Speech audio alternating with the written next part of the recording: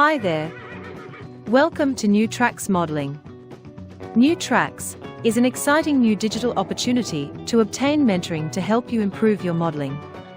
You will meet talented modelers and manufacturers from all over the world who share their model building skills and artistic advice. Improve your modeling and increase the confidence in your modeling efforts. Share your building efforts with fellow modelers and have some fun doing it. The shows are live on Zoom and YouTube, so be sure to join in and ask your questions. Now here is New Tracks founder and your host, Jim Kello, NMRA.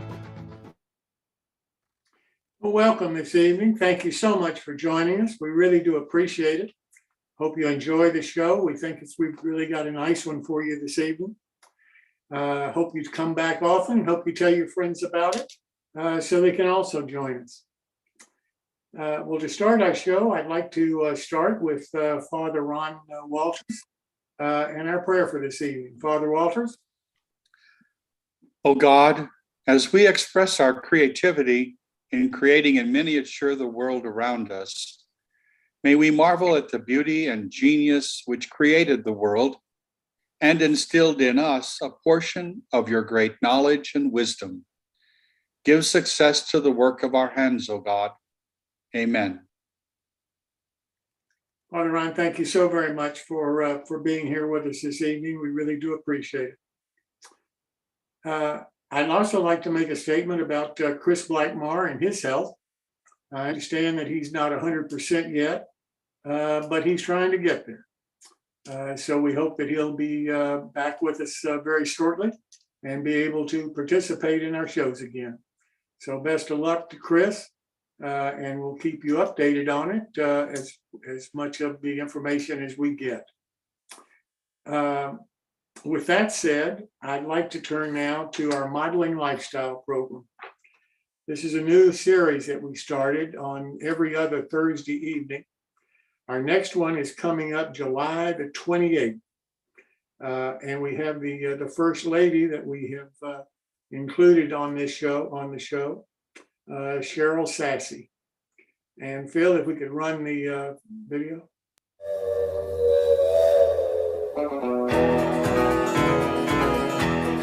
Join the modeling lifestyle at 7 p.m. Eastern Time on July 28th, where we will feature the modeling lifestyle of Cheryl Sassy, who makes amazing trees and scenery as well as photographing railroads. Join Cheryl and her friends as they discuss her amazing modeling lifestyle. Live stream video available on the New Tracks Modeling YouTube page. I love the sound of a whistle. And I would like to mention that the only way that you can watch this live is on our YouTube channel, New Tracks Modeling. And it starts as the video said at 7 p.m. Eastern Time on July the 28th. So we hope that you'll tune in, and if you miss it live, we hope you'll come back later on our YouTube channel and watch a video of it, because Cheryl is an awfully good modeler, and she is the lighting technician and does all of the technical work behind Lou Sassy's photography that he does for Model Railroad magazine on the layouts that are published in it. So we're really pleased to have her on the show. Then on August 11th, following Cheryl, we have Tom Farrell. Tom is a fantastic ON30 modeler who's building a new railroad that, except for the track work, will be 100% scratch built. So we're really looking forward to Tom and his participation on the show. Before I start going any further, we're fortunate that our YouTube channel now has reached 1,000 subscribers. That's the first accomplishment, I guess, as far as YouTube is concerned. They sent us an email today congratulating us for reaching 1,000 and telling us the additional benefits that we now can get off of YouTube. And we'll be implementing those shortly and hope that they're significant for you. And hope that you even enjoy the shows more on YouTube than you have before. We have a lot of things that we're trying to do to improve the show, and we hope that you'll enjoy all of them. We're gaining subscribers at a pretty good rate, not as good as I'd like, but at a pretty good rate. June, we had 31 new subscribers to our show. That pushed us almost there. July so far, we've had 16 new people that have joined and subscribed to our YouTube channel. And that's what's pushed us over the 1,000 mark. We achieved that on July the 18th. You may recall about 2 months ago, I said the goal that I had was achieving that 1,000 before I turned my birthday, June the 30th. So we missed it by 18 days, but we did get there, and that's what's important. So I really appreciate everybody's participation on YouTube and getting us to that milestone. The build-alongs that we've got, some you'll watch tonight, others are coming up shortly. We have the first boat model build-along coming up starting August the 17th with Seaport Models, and that's Bruce Nicholson's company. And he's going to be building one of his waterline kits of a 53-foot coastal steam passenger ferry. So I hope that a lot of people participate in that. There's a great discount that he's offering off the purchase of that model for the build-along modelers. And I think it'll be a very interesting build-along for everybody because, as I say, it'll be the first boat model that we've done. Then on August the 24th, we have the first locomotive kit by ALW locomotive models. And this is going to be one of their 28-ton box cabs. As I say, this is the first locomotive kit that we've done. We've tried to keep it reasonably simple for everybody, and we hope that you'll enjoy that. Our next My Bill, we have one tonight, as you know, but the next one after that is August the 17th. So if anybody is working on something, we hope you'll keep us in mind. And we want to make sure that you're available on August the 17th to be able to show some of your models. We really think that this is an important part of our shows once a month, because it really does showcase what is being accomplished in the modeling field and who's doing it. So we hope that you'll participate and show us your models. Well, now I'd like to turn to the show tonight. And our first guest is Gary Shergold, MMR, who does his bits and pieces, scratch building. Gary, welcome. Thank you, Jim.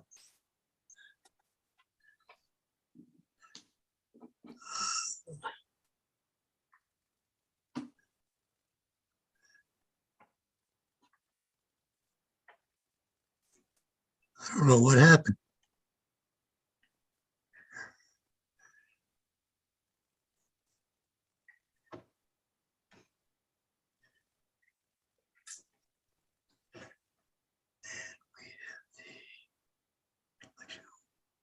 Welcome to Bits and Pieces.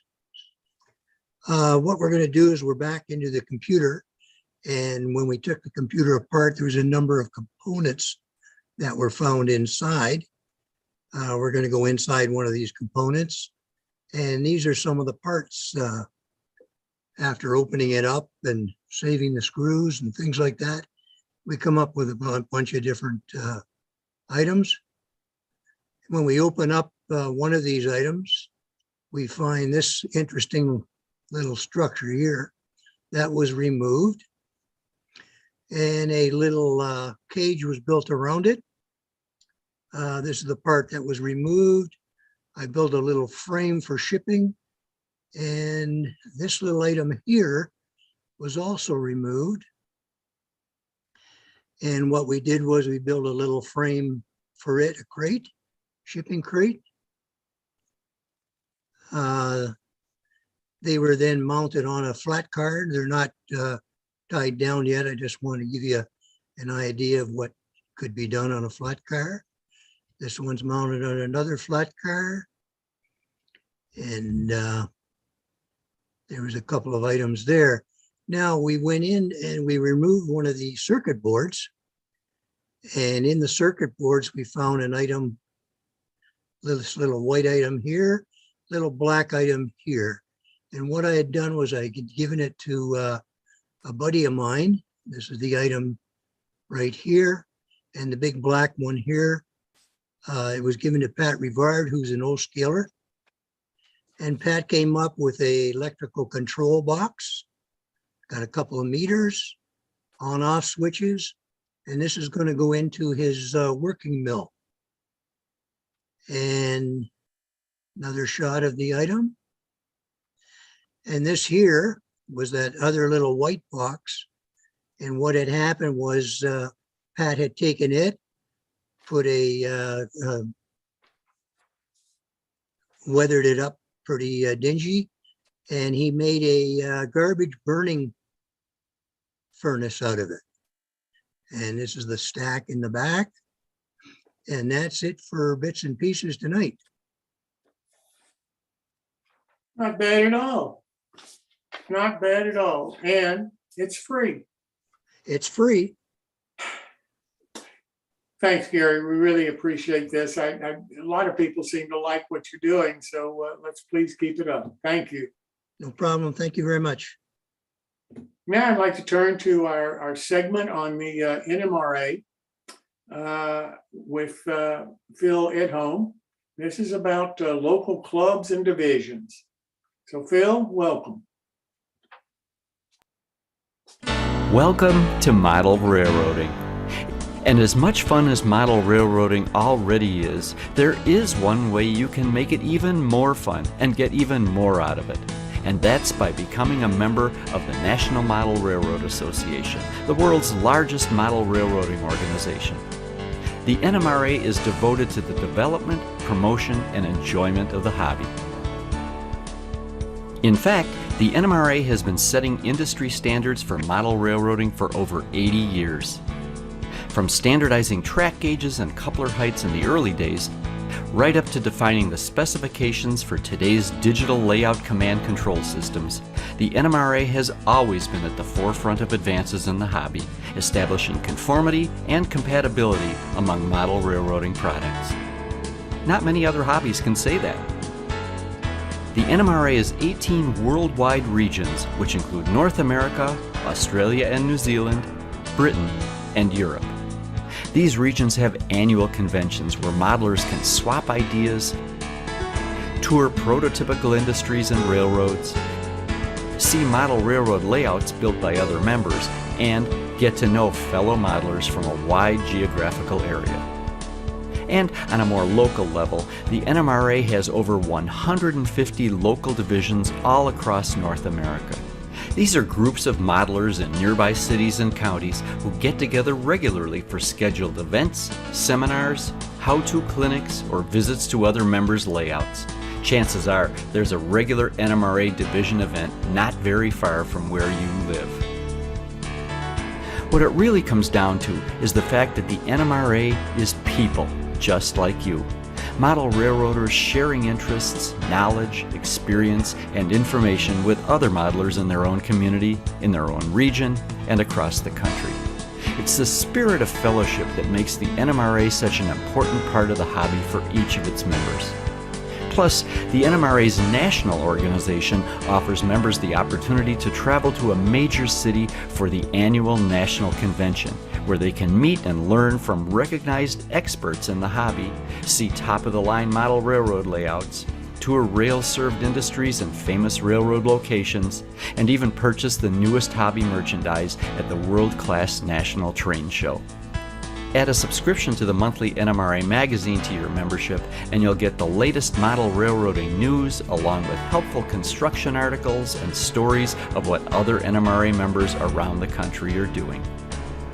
Your membership in the National Model Railroad Association gives you access to some of the most innovative people in the hobby, who can help you create your vision of a model railroad, who can help you learn new techniques and information one-on-one. By taking part in the NMRA's Achievement Program, you can grow your skills as a model railroader, advancing through the steps that lead to achieving Master Model Railroader certification. And with the fellowship of other modelers in your local division and region, you can share knowledge and accomplishments. The NMRA is people. The NMRA is local, regional, and national activities. The NMRA is one of the world's largest railroad libraries. Its online archives, liability and collection insurance, even discounts. In short, the NMRA is the best way to get more out of your hobby. By joining the National Model Railroad Association, you'll get a first-class ticket to the most enjoyment you can get out of model railroading. The NMRA. We make it more fun. Well, Jim, that's great, because it's actually a video that talks a lot about the national NMRA. And here we really tried to focus on, local divisions and local clubs. Unfortunately, due to some scheduling issues, the guest we had planned for tonight couldn't come. And Jim and I talked and said maybe a good time for us just to have a little dialogue, kind of around why we created this concept. And what I want to do is start and just ask Jim, you've had a lot of involvement with the NMRA and divisions. Why don't you tell us a little bit about your background with the NMRA before we kind of start? I started back in the 1980s, really. I've been a member off and on, I guess, going back to the 60s, but I'd join for a year or two and drop out. But in the 80s, I went to a train meet. And on this table outside, after you signed in, they had all of these bulletins, they used to call it, for the NMRA. And they were free, and you could pick up as many or as few as you wanted. So I picked up one of all they had there and took them home and read about this program called Master Model Railroad. And I thought, well, hell, I've been a model railroader all my life. That ought to be a piece of cake. It shouldn't take more than a couple of hours to fill out the form, and I'll get that. So, yeah, let me join this organization and do that. So I joined the organization, and then I found out what was involved in it. And when I joined, the national chairman was a guy by the name of Rick Shoup. And he'd been a vice president of the NMRA. He'd held a lot of different offices, and he was awfully nice to me. And he introduced me to a guy in Florida by the name of Rarig. And Ronnie was the first guy that ever got his NMRA MMR using Lionel Railroad. He was a three-railer, and he got the AP awards and completed it on his Lionel layout. And he was the first one that I'm aware of that's ever done that. There may be more now, I don't know, because I just haven't kept track. So I went ahead, and he was kind to help me, and between he and Rick, they really kind of pushed me through the AP program. And I think it was 88, 89, somewhere in there, I finally got my Master Model Railroader. Well, when I got it, the region that I was in it included Michigan. I forget the region's name right now. I haven't kept up with it for so long. They needed an AP chairman, so I said, well, I'll do that. So I became the AP chairman for that region. And that's when I started to find out why all of the different reasons that people were giving for not participating in the AP, and more than that, why they didn't want to participate in the contest. Well, I totally understood what they were talking about, because I certainly had all of those same feelings as I went through it. So all of it made total sense to me. And I figured, well, there's got to be something. There's got to be a way of trying to help these people or belay their fears a little bit, like I was helped, to get them involved, to get them through this. And I concentrated on trying to figure that out on an individual basis. Well, we moved I retired, and in 98, we moved to Williamsburg, Virginia. And they needed an AP chairman. And I said, well, I'll do that. Then they needed a vice president for the region, and they asked me to run for that, and I did. And then they needed a contest chairman, and they asked me to do that. So all of a sudden, I was vice president of their region, the AP chairman for their region, and the contest chairman for the region. And I had no idea what I was getting involved in. I'd been the AP chairman before. I thought I understood what that was about. But the MER is just it's just a whale of a region. I can't say enough about it. We lived there for about 5 years, and I became a life member of both the NMRA and the MER while I was living there. And I enjoyed the contest chairmanship, but not really.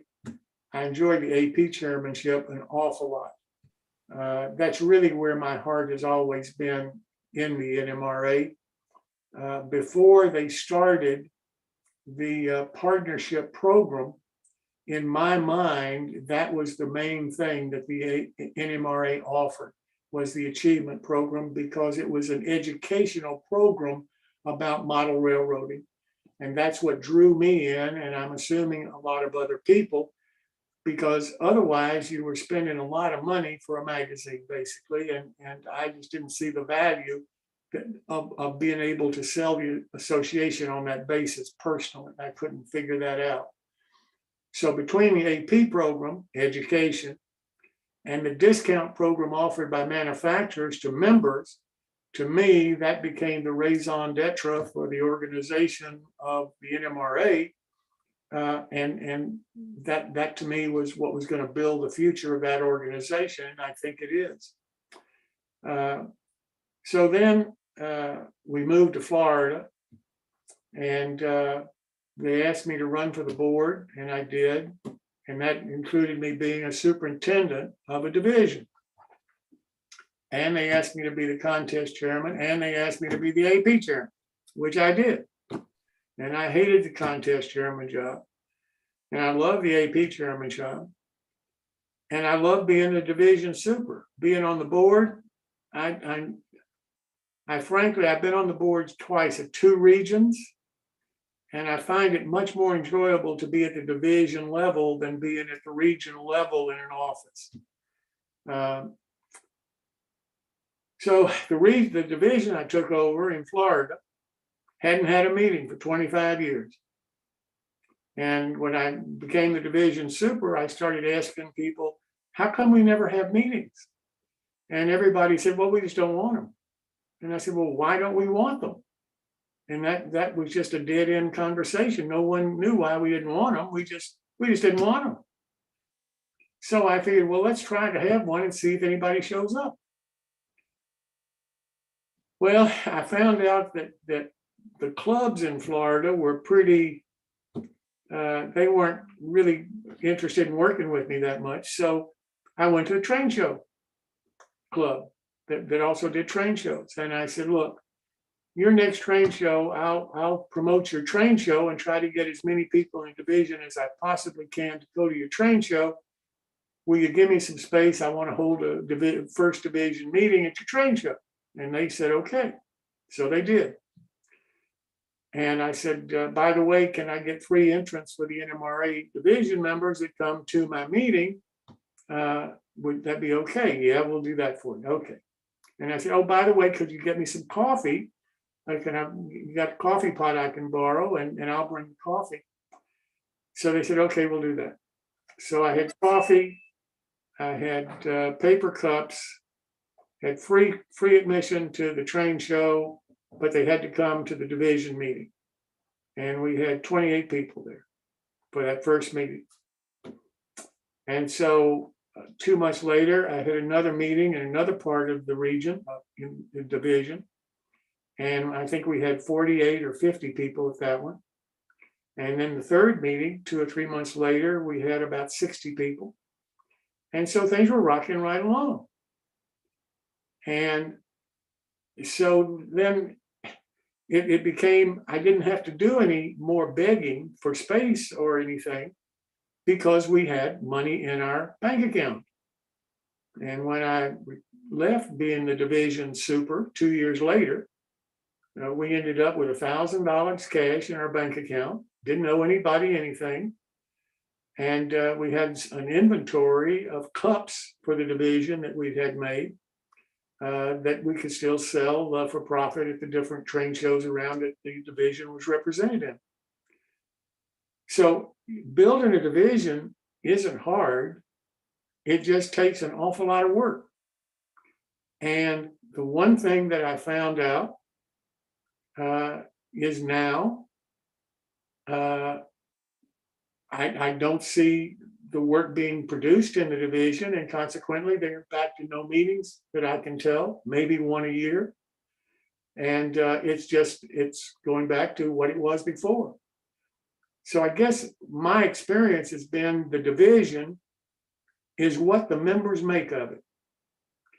And if the division members will come forth and become involved in their division, promote their division, mentor other people, and try to help other people become better modelers, then you're going to have a successful division or a successful club. But in the absence of those factors, I don't think the divisions and the clubs around the country are going to survive. I think a lot of clubs are in the process now of finding that out. At least that's what I hear. Yeah, I think what you're saying is really a twofold thing. It's one is it takes leadership. It takes people willing to step up and be leaders and be responsible to say, yes, I can make the change. But I think there's also the other point that it takes the members wanting to participate and do that as well. Because, we always remember the old John F. Kennedy quote of, ask not what your division can do for you, ask what you can do for your division. Because when you do something there, it's not for other people, it's for you and the folks around you. If you want to have a clinic and learn, at some point you've got to take the knowledge you've got and be only willing to do a clinic for other people, et cetera. So I think it's really, there's this two-way street, and it's really beginning to have people think about it that way, that it's not just about learning. It's really this great opportunity to communicate what you've learned and what you know and what you've done as well. So I think that's a great insight. So how does a club or a division like that, how do they get reestablished? Is it just having to find the right person to become that catalyst? Or, that seems to me to be, in a lot of cases, the real challenge is you either get one of two kinds of folks, kind of what I'll call the caretaker, who basically says, well, I just am going to do what we've done before and not try to change, which of course is a huge challenge. Or you just have people who really are, they're just not really that interested in doing anything except for having the role. How do we change those people into being more actively engaged and more focused and creating that change? You got to offer the opportunities to them and show them, it's a lot of work. It's a lot of trouble, to tell you the truth. It's not the easiest thing in the world to do. You're herding cats at one point. It's just, it's amazing what it takes to get people moving in a direction. But, you've got to deal with almost the people, to me, you've got to deal with them as individuals. It's not a one size fits all thing. I truly believe that in my experience, I have found three types of NMRA members. One, I'm not sure why they joined. They don't participate a lot. They don't volunteer for anything. They're really not interested in doing anything. They like the coffee and donuts, and I'm not sure why they joined. I have met those kind of members. Then I have met members that want to become national officers, and they are the politicians in the organization, and they want to run for everything, and they want to do everything, and that's their cup of tea. They are politicians, and if they can get a national office or national recognition, that to them is success in the NMRA. Yep, met a lot of those. I have also met the people that just enjoy trying to promote model railroading and that includes the NMRA. And if it takes volunteering for certain positions, or if it takes doing some stuff that you're really not happy about doing it, but no one else seems to be doing it, then yeah, I've met some of those people too. In a division, you're going to have all three of those. And what it takes to me is whoever is in charge of that division, whoever that individual is, whoever that group is, whoever that clique is. And people think that clique is a bad word. I don't think it is. In a division with a solid clique, that clique is going to make sure that division is run properly and to the benefit of its members. If you don't have that, and you don't have solid leadership in a division, then it's going to kind of wobble along best as best can. What are we here for, and why are we doing this? Yep.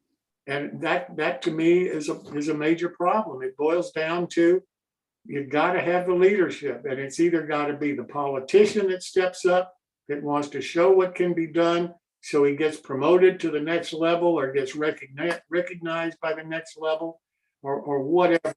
But it's got to be somebody that'll step up, that's got the ability and wants to do it. Cool. You know, one of the things we were talking about, you know, and obviously this is kind of going to be a short conversation today, but I thought it was very interesting.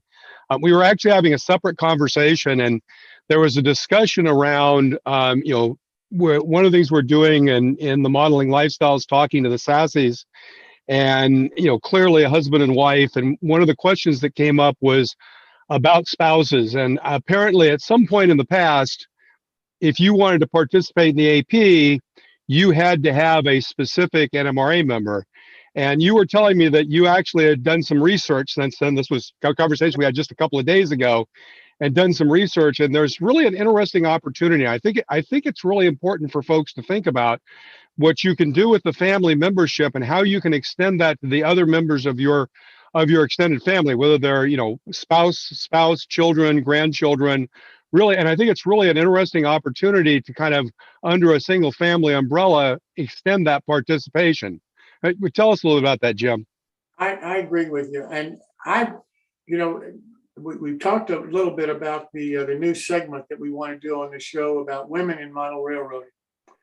And we have a lady who's going to be running that for us. And one of the things that she told me early on, she said, you know, it's so frustrating dealing with the NMRA. And I said, well, what do you mean? And she said, well, when my husband and I decided to join, he wasn't interested in participating in the AP, and I was. So we had to put the membership in my name instead of his in order for me to be able to participate. And my husband can't participate because it's a participation only one member. The other member and the spouse has to have a separate membership of $60 or whatever it is right now. I don't know what it is, in order to participate. And I said, well, you know, that doesn't sound right to me. I don't know. I've never had that problem before, never heard about it. And she said, well, you know, we have problems at train shows. We go to a train show and people give us the luncheon menu, and they give us the bead shop down the street and that kind of thing, but they don't tell us who's doing the clinics, and they don't understand that, you know, we might just be as interested in going to the clinics as the husband is, for example. I said, well, I didn't recognize that either. So I started thinking about it, and I mentioned it to Phil the other day, and he said, you know, that just doesn't sound right. Why don't we check it? So this morning I checked it. I went to the NMRA site and I looked it up. And sure enough, it says that, you know, if you're a member of the NMRA, say the husband is the member of the NMRA, the wife or the child living at you know, the family unit, can also become a member of the NMRA through a family membership, and that costs an extra $10. Well, the family member can't vote, and they can't run for office, but they can do everything else. Basically, that's the only two exemptions from a regular membership. So if my wife and I both want to participate in the NMRA, except she can't vote or run for office, it's going to cost an extra $10 a year. Well, that's reasonable to me. I mean, that's not excessive. It doesn't seem. I mean, they do have to keep records of you and so forth. The AP is a record keeping organization, and there is some cost there. Yep. So that seems reasonable. So, I think a lot of ladies, if they're aware of that or made aware of that, might well consider joining the NMRA if their husbands are already members, because it's going to cost them an extra $10 to be able to participate in, to me, one of the greatest educational programs anybody can ever attend, and that's the Achievement Program. Yeah, I think it's really interesting because I think there are two ways of doing that. I mean, most of us, when I look at the gallery view here, there's a lot of testosterone, not a lot of progesterone in our view of the gallery here. And it's very interesting.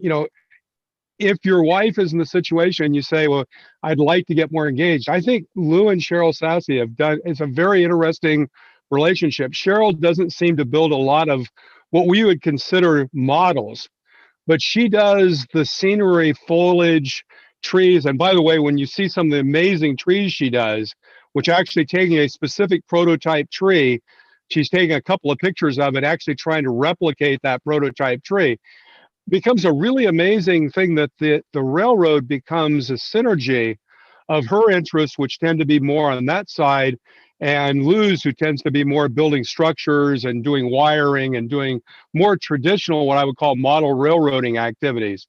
So I think that's one real interesting opportunity here. I think it's something we should promote to folks, because as couples go through that time of retirement, finding ways to do things together is always an interesting challenge. And this is a way model railroading could potentially be more of a shared couples activity, not trying to turn your spouse into building the same models you do, but rather do the things that that person may be better at, painting backdrops, those kinds of things. I think the other thing that's really interesting is, if you have a child in your family that's interested in model railroading, what an opportunity to build with them a layout and see if they can get a golden spike with it. For a $10 investment, what an opportunity to give a child a goal structure and actually have them focus on it. So I think these are some exciting things kind of to think about, and it kind of shows you how not just at the local level, but even at the national level, there are some exciting things going on. And I'm sure that was a change. I'm sure if we go back, Jim, 20 or 30 years ago, it was the single membership, because that's kind of the way everybody thought. But I think we're beginning to think a little differently. So any final comments? And as you know, Phil, you met him too the other night. There's a lady by the name of Nancy Murphy who's also going to be on the show with Cheryl. And some of the stuff that she does, I mean, she's been written up in O-Scale magazine that Martin Breckfield edits. So she's had articles in there. She does some beautiful stuff. I mean, her backdrops that she showed us and everything, I mean, they're beautiful models. And then there's another gal, Nancy Baker, out in Arizona, that's also going to be on the show with Cheryl. That her figures are just magnificent. I mean, she's going to be showing some of the pictures of those on the show, and it's really striking what she's accomplished. So there's a lot of women out there, I'm convinced of it, that are doing modeling, maybe not the same way that I am, or that men do it with the structures and the railroad cars and so forth.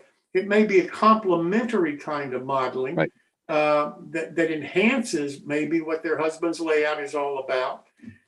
But they are model railroaders all the same.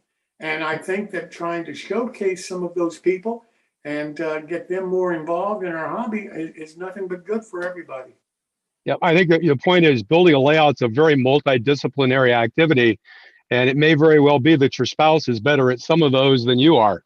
Absolutely. I mean, in fact, if you just got the latest model railroader, you'll notice the article in there. When you read it, you'll notice the pictures are taken by Lou, but Cheryl actually wrote the article about the log pond that they built on their layout. So anyway, I think Jim, it's a great opportunity for us to talk. We haven't had a chance before, and you generally don't get to talk a lot about your background on the show. So I wanted to thank you for taking the time to do that, and thank everybody for indulging us in a little bit of incestuous discussion within the New Tracks family this evening. And I'll throw it back to you, Jim, for the rest of the show. Thanks. Well, and I hope everybody recognizes Phil, because Phil just had gotten out of the hospital late Sunday afternoon, and he's back and getting better, getting over COVID. He doesn't have COVID. He tested negative for COVID.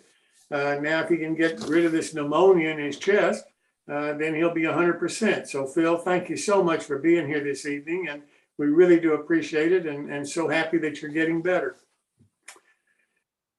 Well, now let's turn to our first build along of the evening. And this is the card model of the service station that Mr. Egri has designed for us and is available on our website for everybody that wants to download for free in whatever scale you want.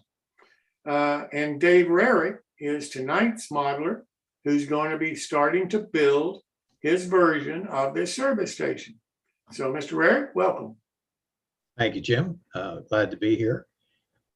Tonight's presentation is going to be kind of lengthy, so I got to get going on it right away. And I'm hoping that I can do it without a lot of glitches. I'm not the best in the world at manipulating these computer things, so we're going to get to the right place here. Going to share my screen, and we have a PowerPoint presentation here. Okay, let's try something different here. I had to do this before to get it to come up right. Here we go. All right. This is starting the build.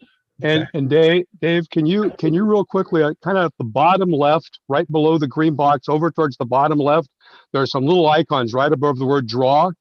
Yeah. Click on the one that looks like a screen. It's like the fifth one from the left. Move to your right. Move to your right. That right there. Click that right there. Thank you. Does that work? Yes, sir. Okay. So this is how I started. Cut out the front wall from the print. I use scissors, so I spare my blades a little bit. I had some difficulty in determining exactly where the tab fold lines were. So I measured out 3.5 inches for the width of the building and drew some vertical lines there. And that's where I'm going to be folding my tabs from. Now these are glue tabs. They're not used at all on the inner walls. So I just cut them off right where that line is.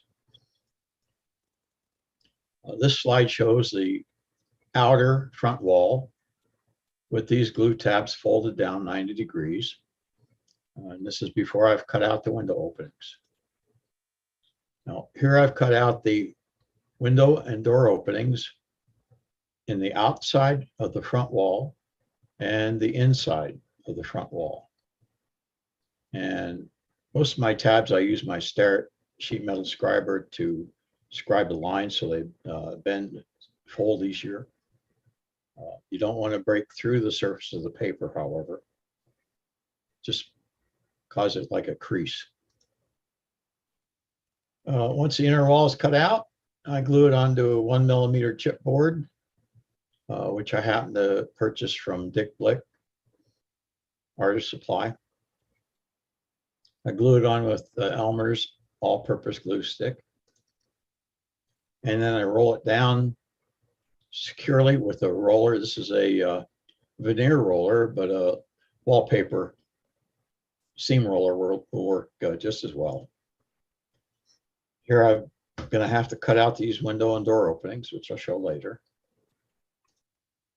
Here you can see they're cut out. The windows and the doors I haven't cut out yet, but they'll need to be cut out as well. And after the openings are all cut, I go around the edges with a marker. In this case, I use a dark gray. Now here's something that I wanted to bring out because This might be something new. I use a sticky label window method. If you'll recall from the first session, I said make an additional copy of all the pages printed on self-adhesive label paper. Now you want to cut around the outside of that print on the front wall using the inner wall as a template for size.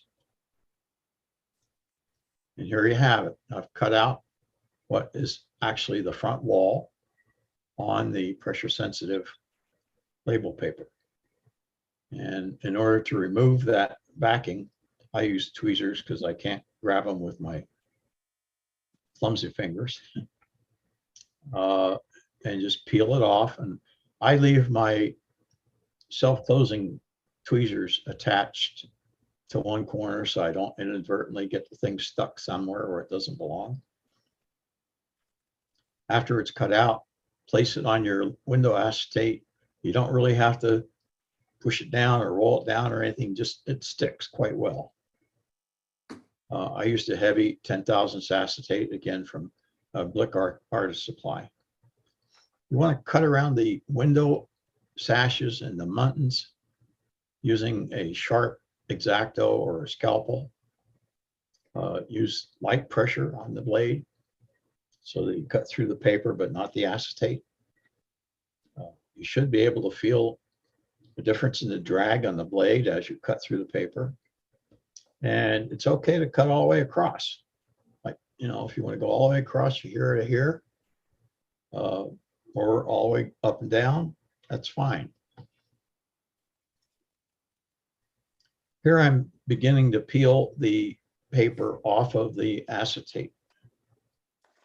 I pick up a corner or an edge, peel it off with my tweezers. You may actually be able to see where I have a knife cut right here that ran over the corner. That will not be noticeable on the finished model. If you have any glue residue left from the label, or maybe a little piece of the paper peeled loose or something, you can remove that using mineral spirits. Moisten the an applicator in mineral spirits and rub it over it. It cleans it right off. Now to glue these together, I use canopy glue. That's usually used in model railroad or model airplane building for gluing a canopy onto the fuselage.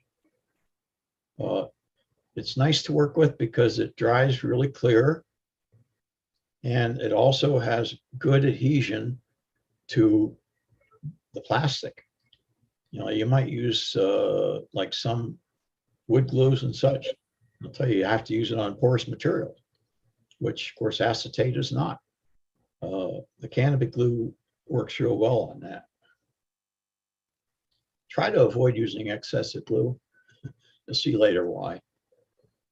Now here I've glued the reinforced inside wall onto the back of the front wall. Again, using canopy glue, gluing it right over top of the acetate. And you want to make sure that it does not interfere with your glue tabs. If it's a little bit too wide, you won't be able to fold your tabs up to a 90 degree. They'll kind of stick out a little further, and then it'll mess up your build later on. Spread out the glue tabs, lay the wall on a flat surface, and position a heavy flat weight on the wall. Be careful not to disturb the position of the pieces, and then allow it to dry thoroughly, preferably overnight. And this is how that front wall should look after your glue sets hard. What I like about this sticky label method is you can get very narrow sashes and such on your window and still have the strength there because the paper is glued right fast to the plastic. So, and you don't have to worry about cutting these little tiny pieces. It really works slick. Now this is the interior office wall. it's drawn again as a front and back sides to the wall. Cut them out of the sheet, score the fold lines. The back side, they're cut off completely because you don't use the tabs. Here's what I use to do the scoring on my fold lines. I just use a straight edge and my Starrett sheet metal scriber. You can also use a ball end embossing tool, again, available from Blick. And again, you don't want to break that paper surface. This slide shows the front of the inner office wall cut out. And I used a pencil to mark the fold lines, which is right here on the edges. And that's measured out to the 3.5 inches, which is the same as the front wall. Here it shows it with the glue tabs folded back. This is the back side of the inner office wall. Cut it out from the sheet, trimmed it just a little bit narrower and a little bit shorter, so that does not interfere with the glue tabs. And glue it onto your heavy chipboard, again using glue stick. And then cut that out and glue it to the back of the front of that wall. I use wood glue on this, but I actually don't like using it because there's too much moisture in it. It will cause your cardboard to warp. So I had to put a heavy weight on it and leave it dry for, like overnight, because otherwise it'll bend all over the place. This kind of weight I use to glue it down. I have a piece of steel bar stock. I don't know, it's about 2 by 3 inches or something like that. And screwed fast to a 1/4 inch plate. So it's pretty heavy. Now this is the rear wall of the station. Again, I just cut the whole thing out of the sheet. It's an inner and an outer panel. And notice again that I've drawn lines where the fold lines are on the edges. Paul forgot something on this drawing. He didn't put any glue tabs on the top of the building here, so I added them in. Just drew them in with a pencil. They're about a quarter of an inch wide, but that's nothing critical. You don't really have to measure them, just go by eye. And you cut out the outer wall and you cut out the back of it. Again, leaving it slightly smaller so you have tab clearance. By the way, these openings that are cut out here are all edged with your marker so that you don't have any white showing from your cut lines. Here I wanted to check just to make sure that my front wall and my back wall were the same width once I folded the tabs over, because if they're not, you're going to have a crooked building. The inner wall is laminated to 1mm chipboard using stick glue. And I weighted it down until the glue dried. And I got 3 photos here. This is the back wall after I've added the glass windows and the back end of the door. Again, I used that sticky label method to make these.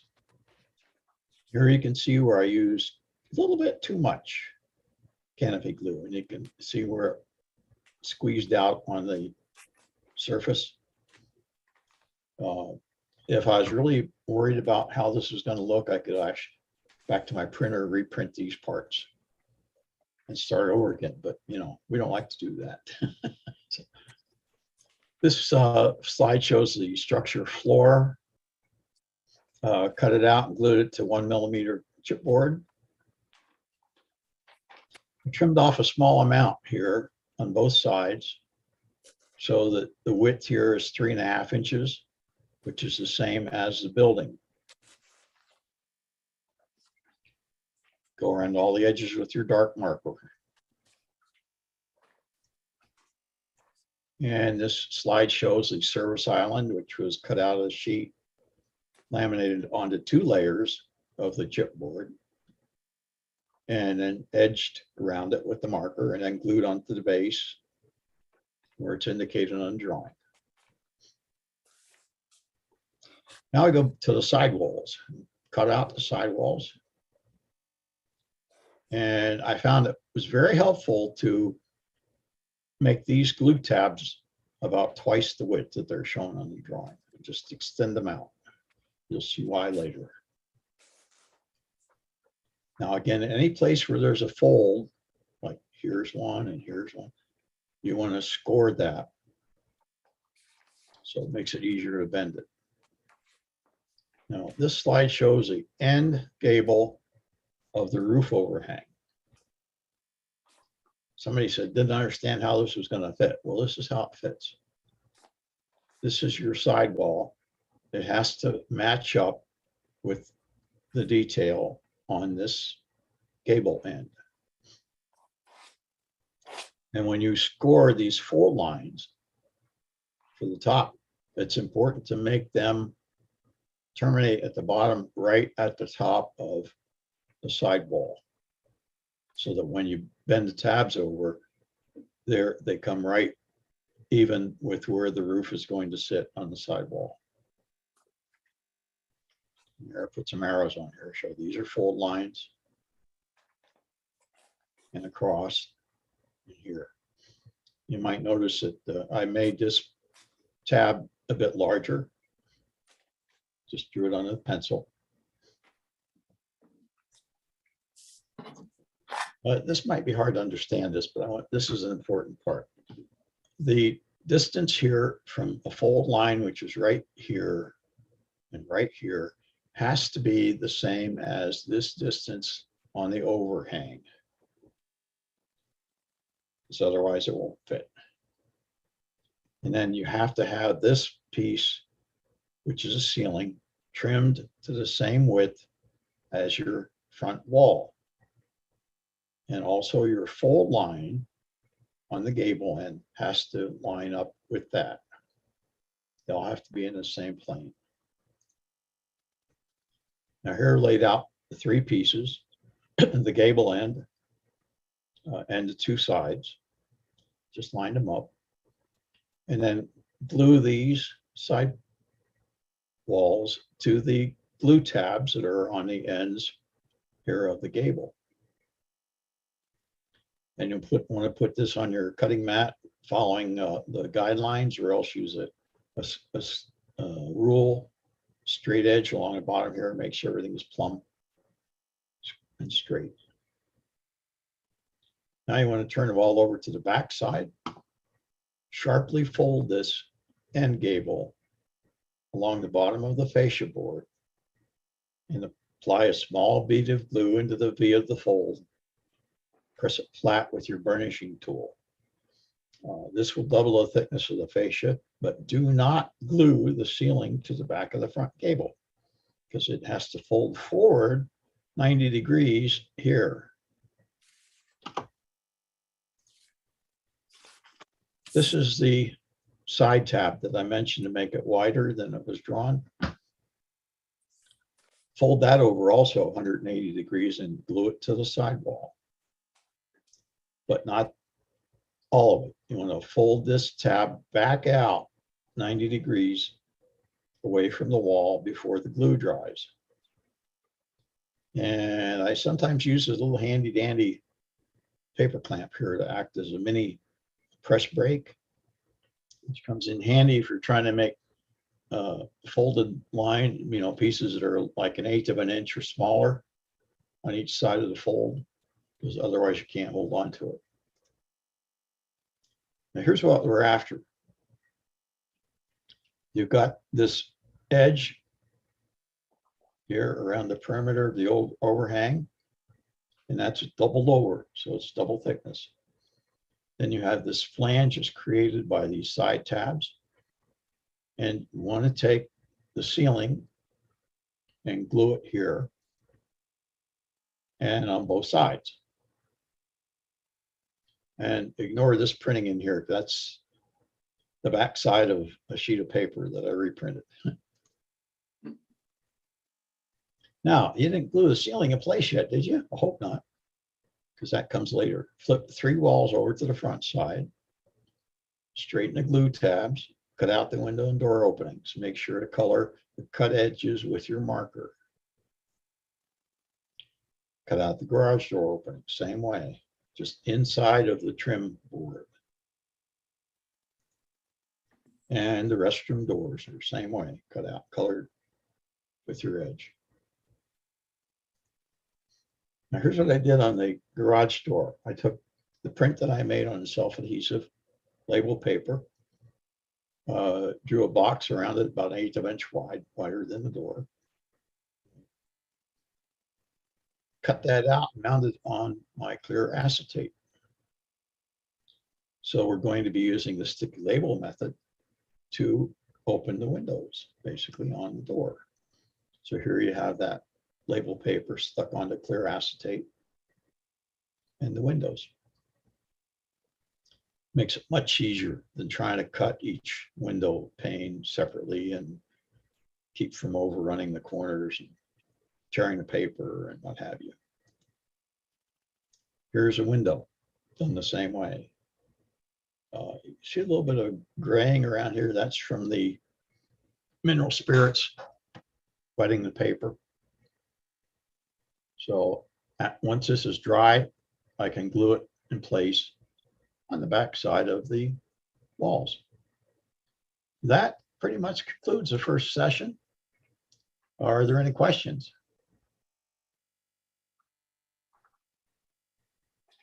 I guess not. Jim, back to you. David, what scale are you building this in? This is HO. HO?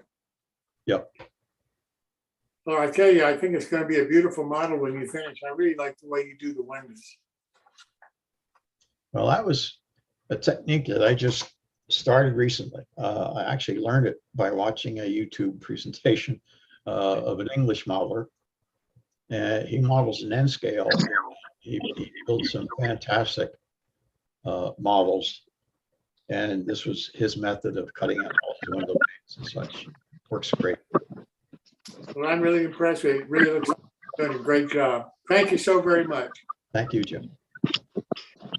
Well, now I'd like to turn to Alan Rogers for a few minutes.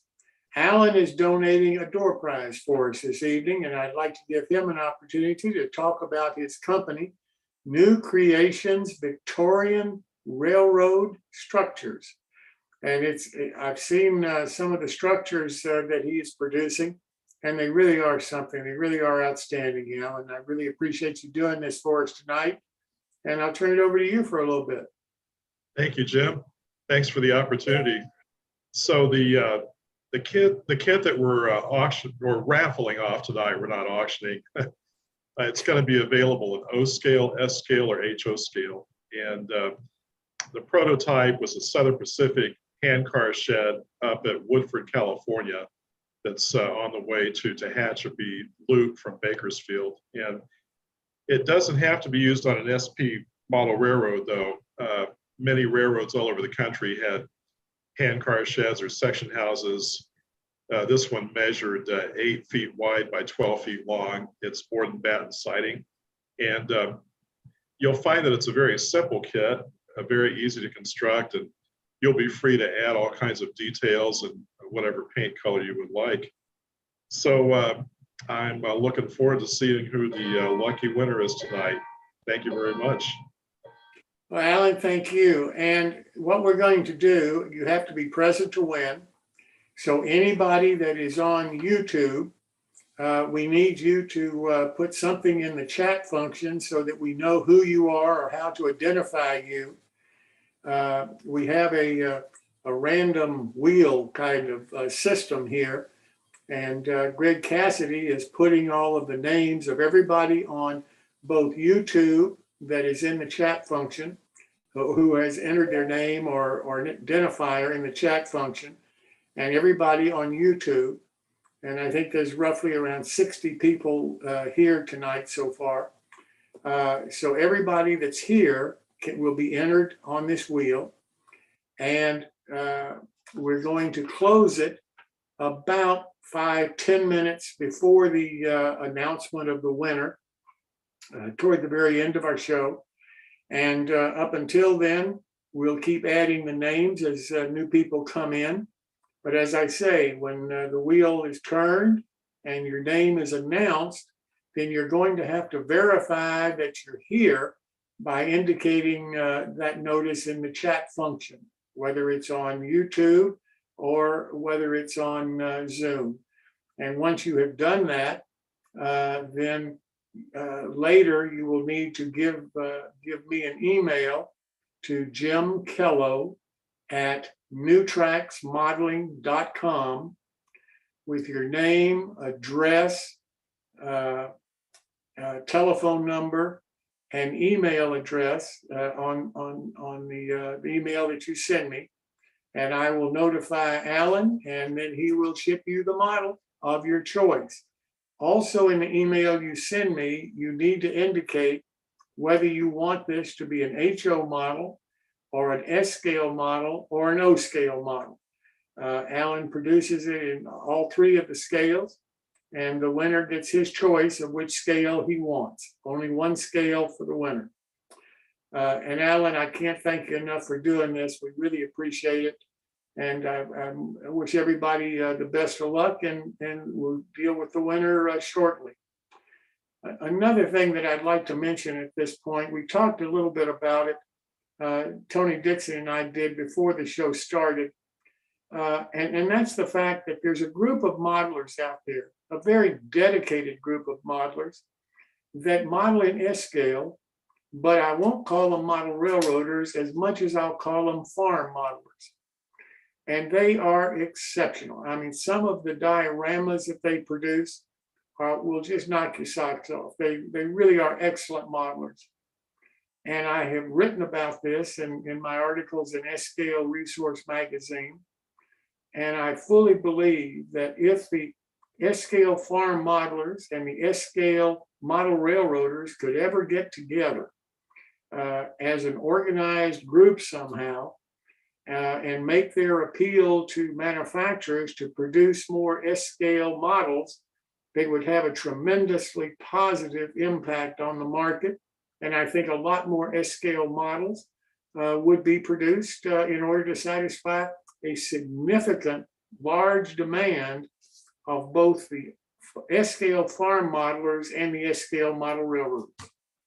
So Tony Dixon, I've asked him to be on a show later to talk about this in more detail, but I'm really encouraged by his interest in participating in our show and attending our show, because I do think that in the future, if these two groups of modelers can get together, we'll see an awful lot more production of S-scale equipment.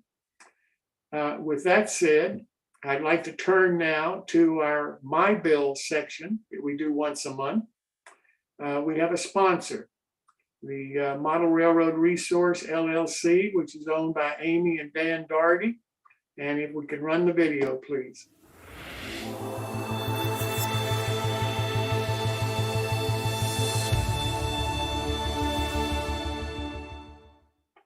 Welcome to the world of scale, O and S railroading. We are your resource for all O and S scale modeling. Both our magazines are advertiser supported and free to read online, download as a PDF, or even print. All advertisers are hot linked to their website, so if you see something you like, just click.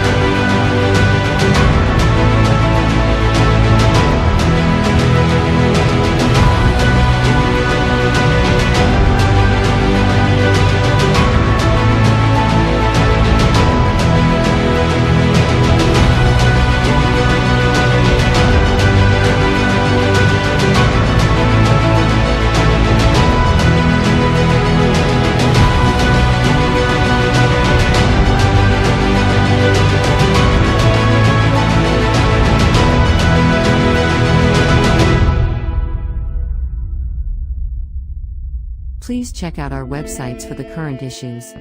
All back issues available free for the O-Scale resource and the S-Scale resource magazines. And, if you are a manufacturer, distributor, or retail establishment, please contact us through our website for advertising opportunities.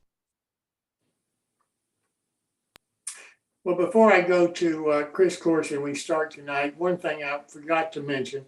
We were supposed to have Daryl Jacobs on tonight, continuing the second segment of his build along of his garage kit.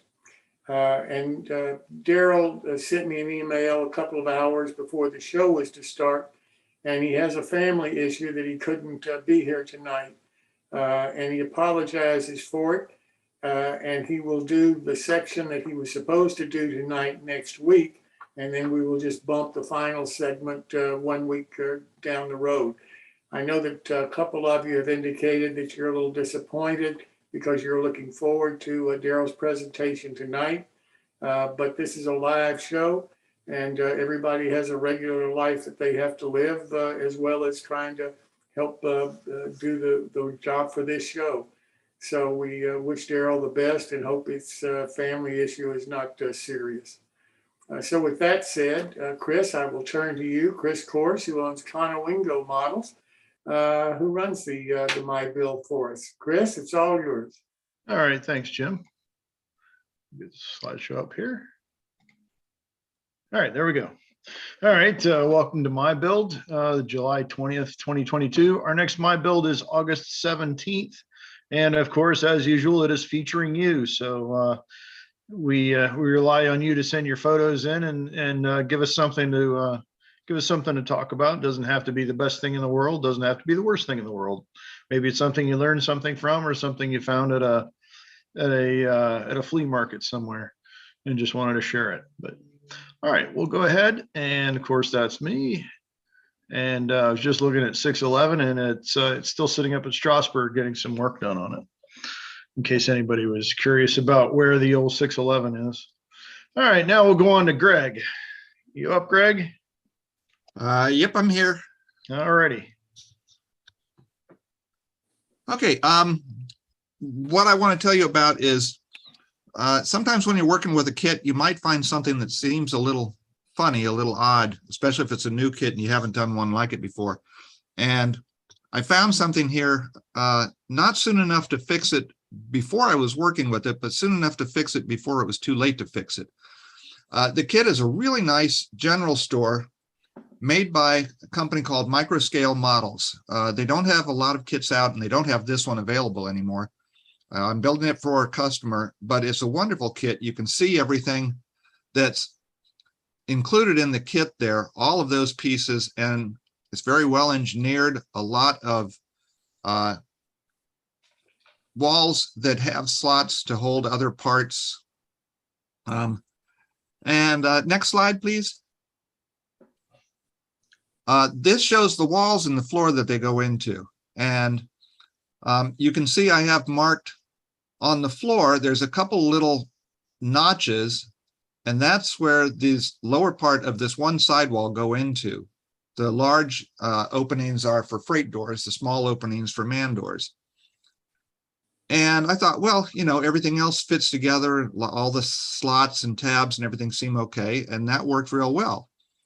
And then I glued the building after I painted the walls and did a little bit of bracing and some other stuff. I glued all the building together and glued the walls to the floor. Next slide, please.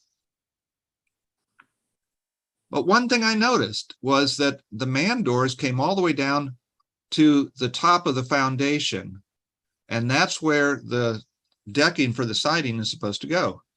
But the little notches that were part of the floor keep the freight doors from going all the way down. And I thought, well, that doesn't quite look right. You know, there's so many other pieces of this kit. I was wondering, are they going to find some way to get around that? And I went through all the rest of the instructions, and there was no way around it that I could see. So what I did, as you can see in the bottom photo, I sliced off those little tabs that were sticking out and that helped locate that wall. Next slide, please. And that allowed me to bring the freight door all the way down to the foundation as well. And you can see I have one that's fixed and the other one that I still need to fix. And then I was going to leave a little opening at the top. So I just put in a little filler strip that matched the siding. And I'm much further along with the kit now. I'm not done with it, but I now see that if I had built it the way they had it, the freight doors were just a little too high. I'd have had to somehow disguise the fact that the floor was sitting there. And, you know, freight doors, you want to be able to roll stuff in. So I'm glad I found this at a point in the kit where I was still able to correct it. If I glued it to that foundation, it would have been very difficult at that point. So that's all I have to say about this. Thank you, Chris. Sure thing. Thanks, Greg. Any questions for Greg on that before we move on? Greg, who is the company again? It's called Microscale. And I haven't found out yet if they have any connection with Microscale decals. I don't believe they do. This is Don Reed. He used to be at Timonium. I haven't seen him there in a couple of years, but last time I saw him there was pre-COVID, put it that way. Okay. But is he still in business? Do you know, Chris? He is, but I think he sells over Etsy, and he's only got a couple kits that are available now. Last time I had talked to him, he was talking about retiring and was trying to basically cobble up kits from parts that he had laying around through the years. Yeah. Okay. Well, that's too bad. That's too bad. Anybody? Yeah, he's got some neat kits that I'd like to try. In fact, I've got a couple of them in the basement that I haven't started yet, and I think I've got maybe one or two others that I did build. Yeah. Thank you. Anything else for Greg? All right, we'll move on to Bob Farquhar. You up, Bob? Yes. Redid your slide a little bit here. All right. All right. This is a HO scale kit from Burr Mills. It's called Clark's Wood Products. And this is partial build right now. There's still work to do, how to do the lighting and the details and so on, and a base of some sort. But that's where I am right now. Thank you, Chris. All right. Yeah, looks like it's pretty complete to me, but well, there's a lot to do yet. Yeah. All right. So I guess hopefully next month we'll see the rest of it. You got it. All right. Sounds good. That's the one named after Clark Koenig NMRA, isn't it? Yes, it is. It is. Yep. I know I'm doing it with a different name to it. I'm going to use his name, but he doesn't know what I'm doing yet. You thought it was named after Clark Koenig. Yes. Yep. All right. Any questions for Bob before we move on? All right. So we'll go ahead and move on to Jeff Jordan. Yep, Jeff. I'm here. All right.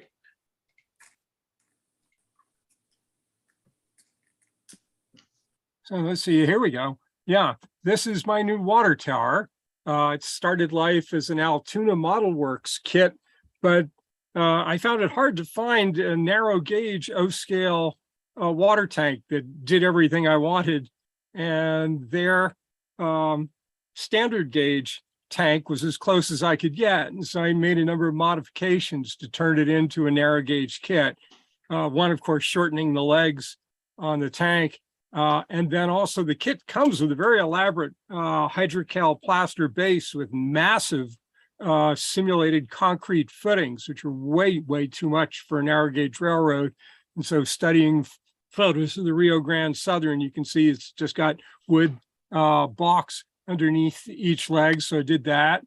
And they were also a little thin on the detail on the water spout. So in the center there, I've added the valve mechanism that when you pull the spout down, it opens the valve. And you can barely see in the photo, there are little rungs on that, which again was based upon a photograph from the Rio Grande Southern. And of course, the big difference is I deleted the fishing line for the tank bands and replaced it with strap style tank bands. I ended up using evergreen styrene, very thin strips in several different sizes. In the prototype, they were different sizes, wider at the bottom and narrower at the top. And so I wrapped the tank with those bands and scratch built the little tensioners you can see there in the right-hand photograph. And then also replaced the ladder. Mount Albert has just come out up at the Harrisburg show. They were selling a beautiful ladder kit. And so that's one of the Mount Albert ladders substituted for the kit's somewhat heavyish ladder. And then the finish of the tank was really kind of, well, it's a new technique for me. The kit warns you that the wrapper is rather thin and be careful about using water-based paints, and they want you to use Floquil. Well, I haven't had any Floquil in a long time. And so instead, I primed it thoroughly twice with the Tamiya primer, which is a terrific spray can primer, and then painted it with a water-based paint, but I thinned it.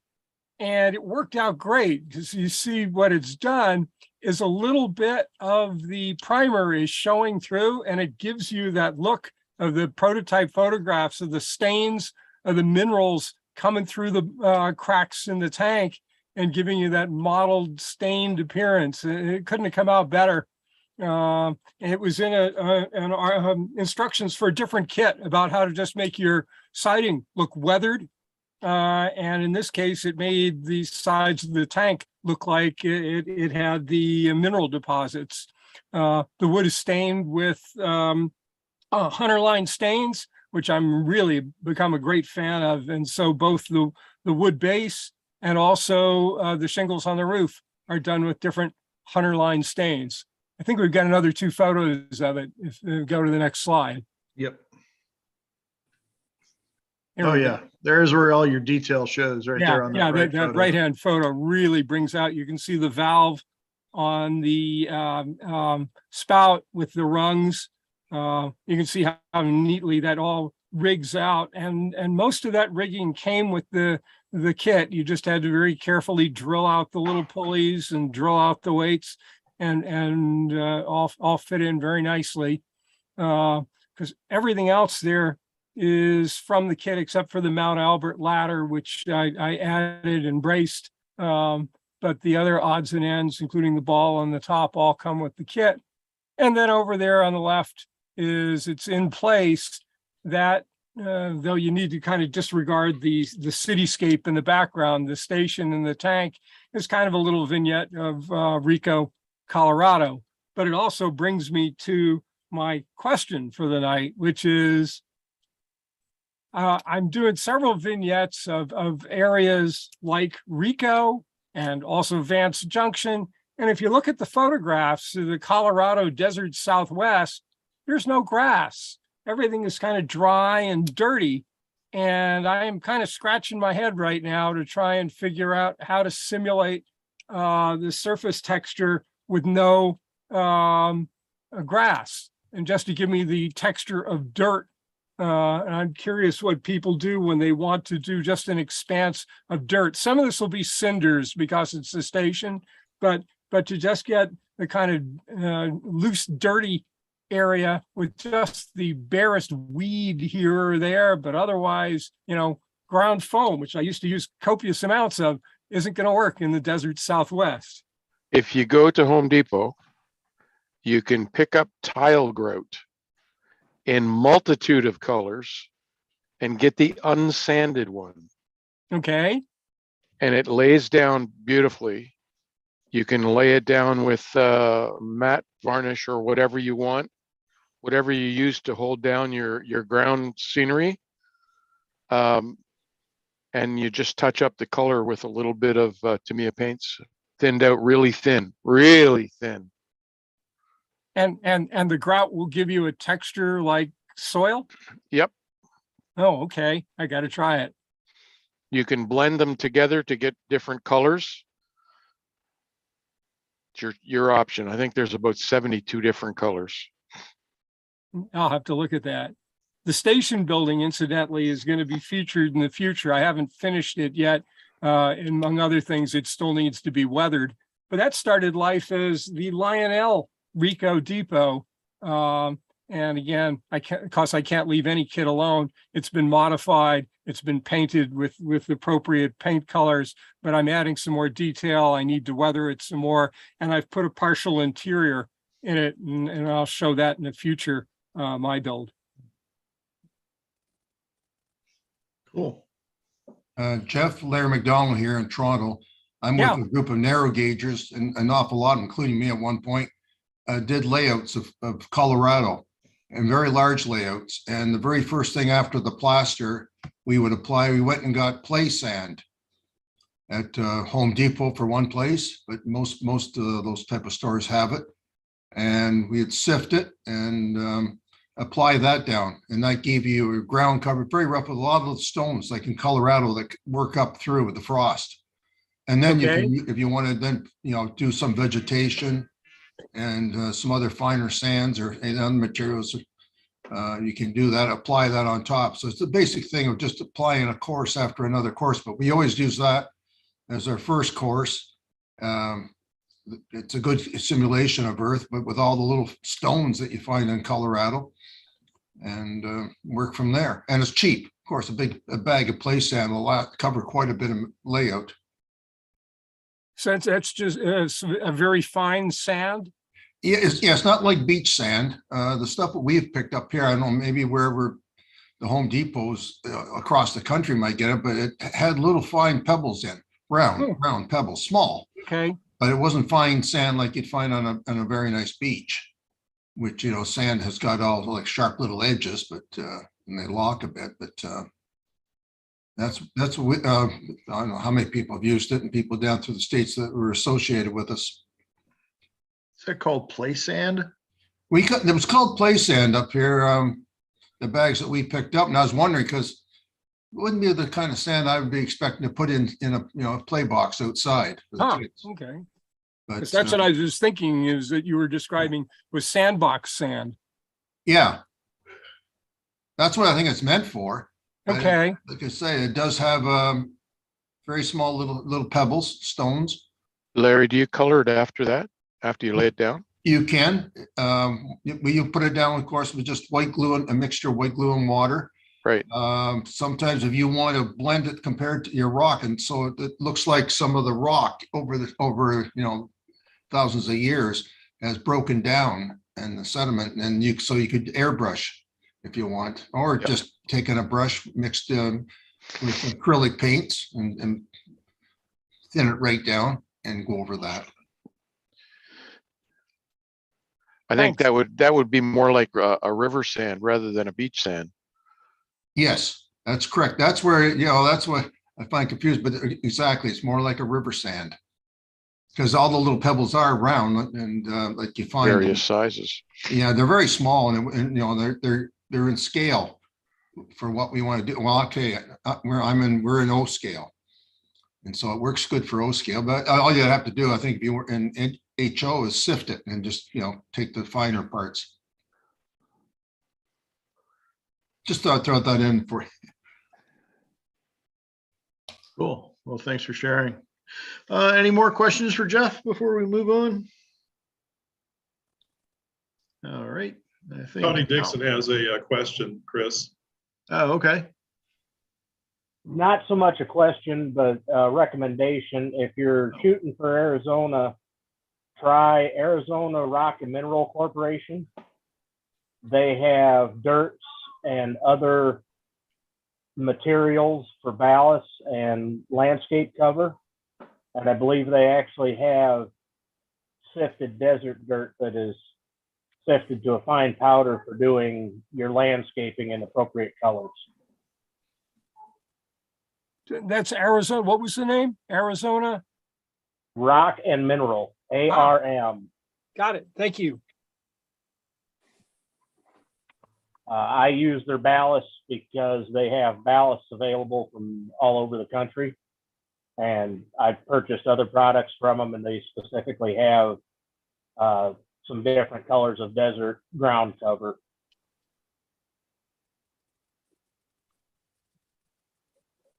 All right. Cool. Thanks for sharing that. It's So It's, Jeff, once you decide what you're going to use and do it, we'd love to see some of your ground cover.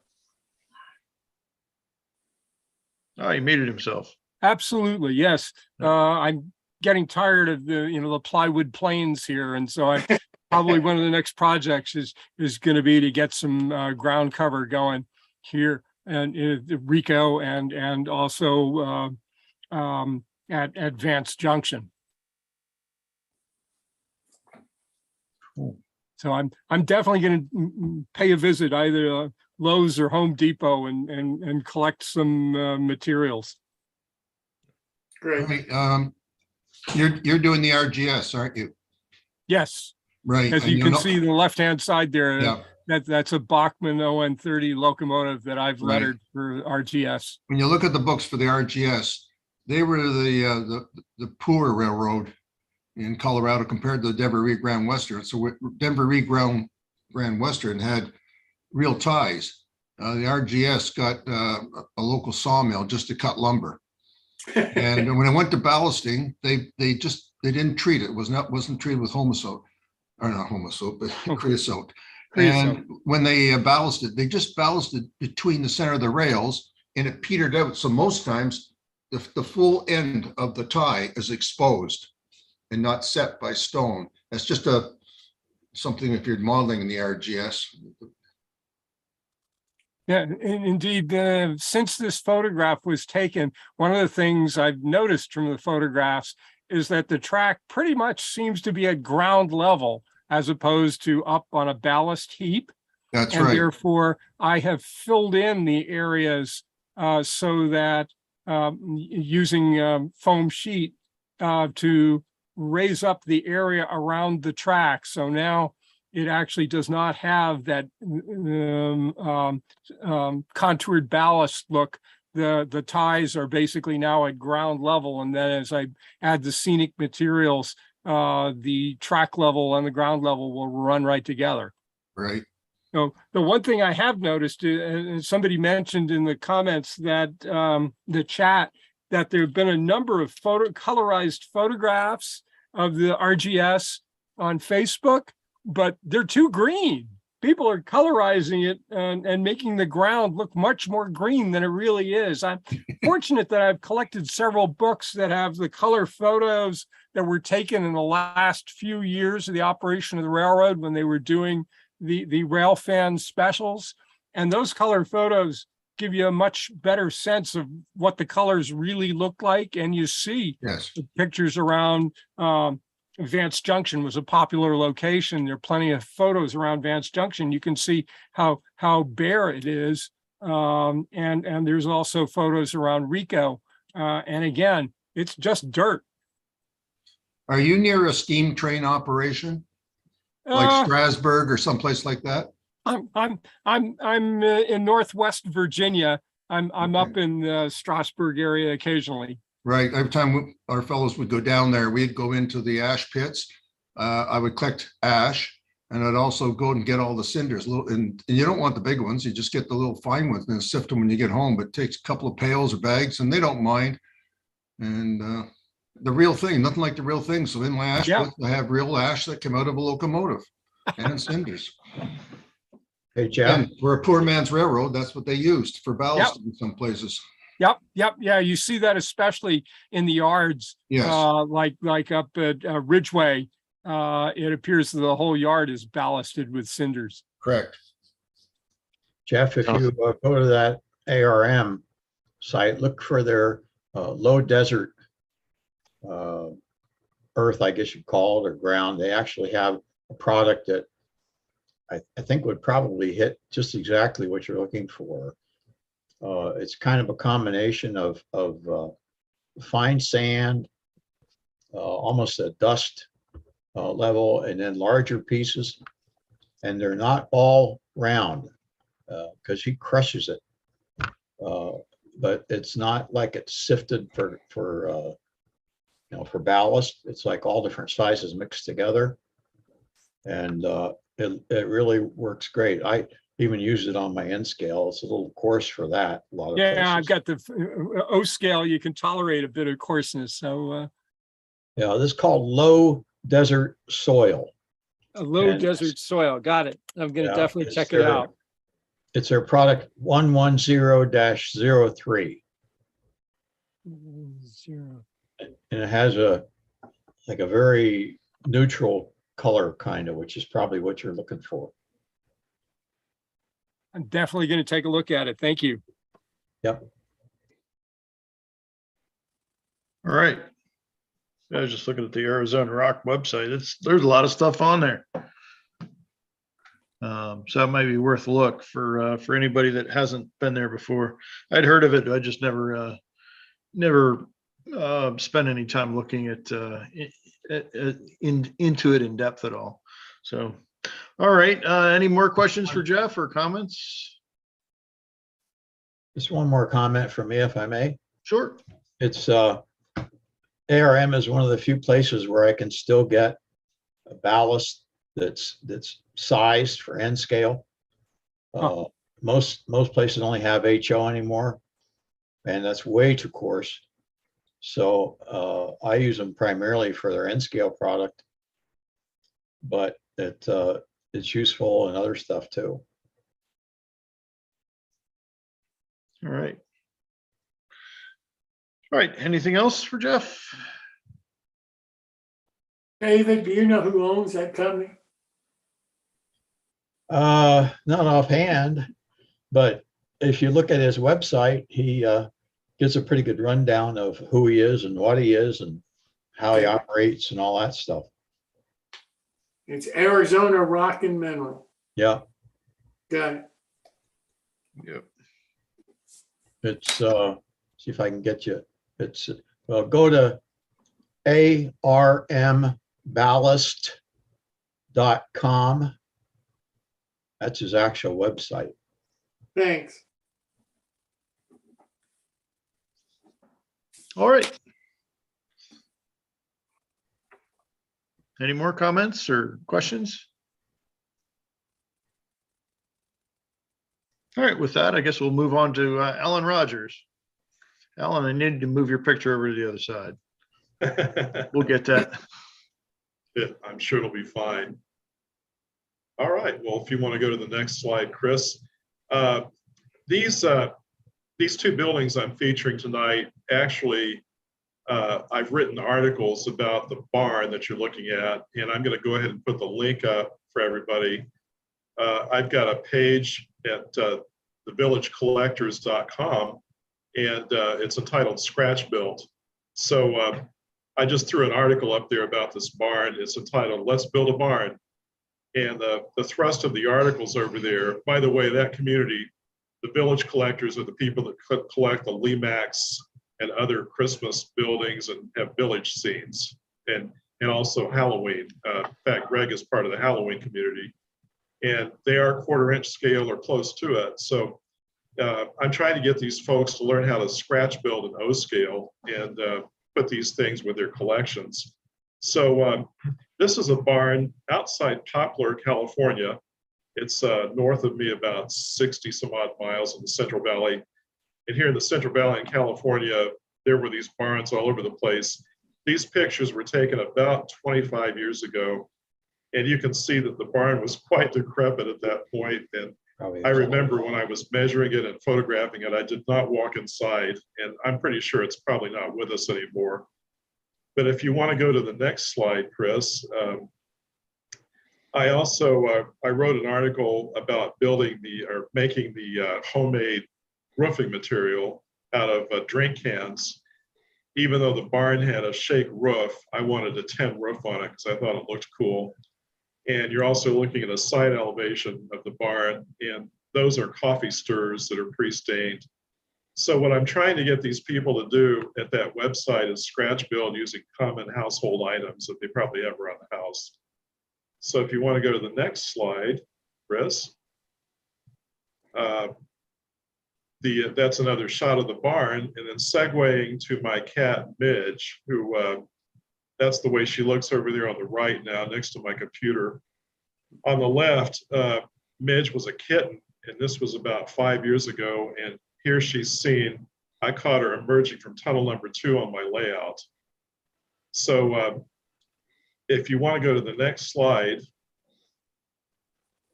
this is a Quonset hut that I wanted to model. The left-hand corner is a building here in Bakersfield, and I wanted to measure that and model it.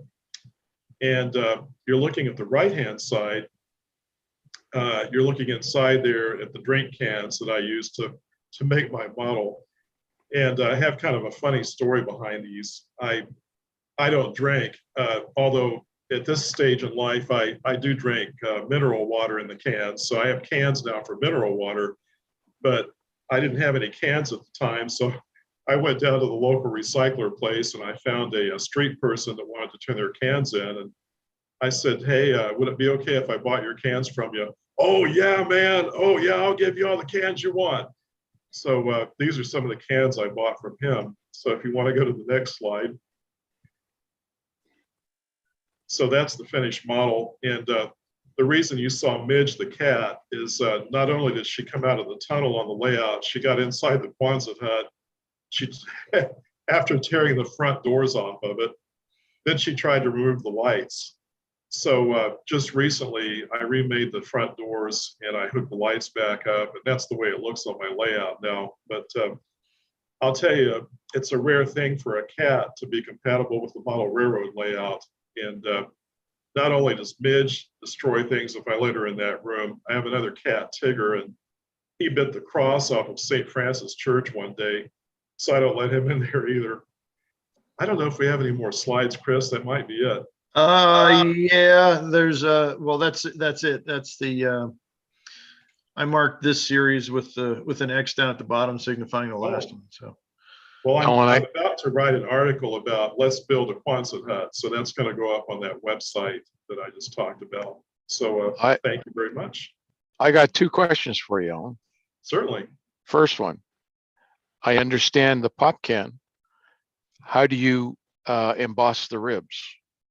Well, you cut the ends off the cans. Yeah. And basically you end up with a flat piece of metal. And then I bought one of those paper crimpers that's made by Fiskars that scrapbookers use.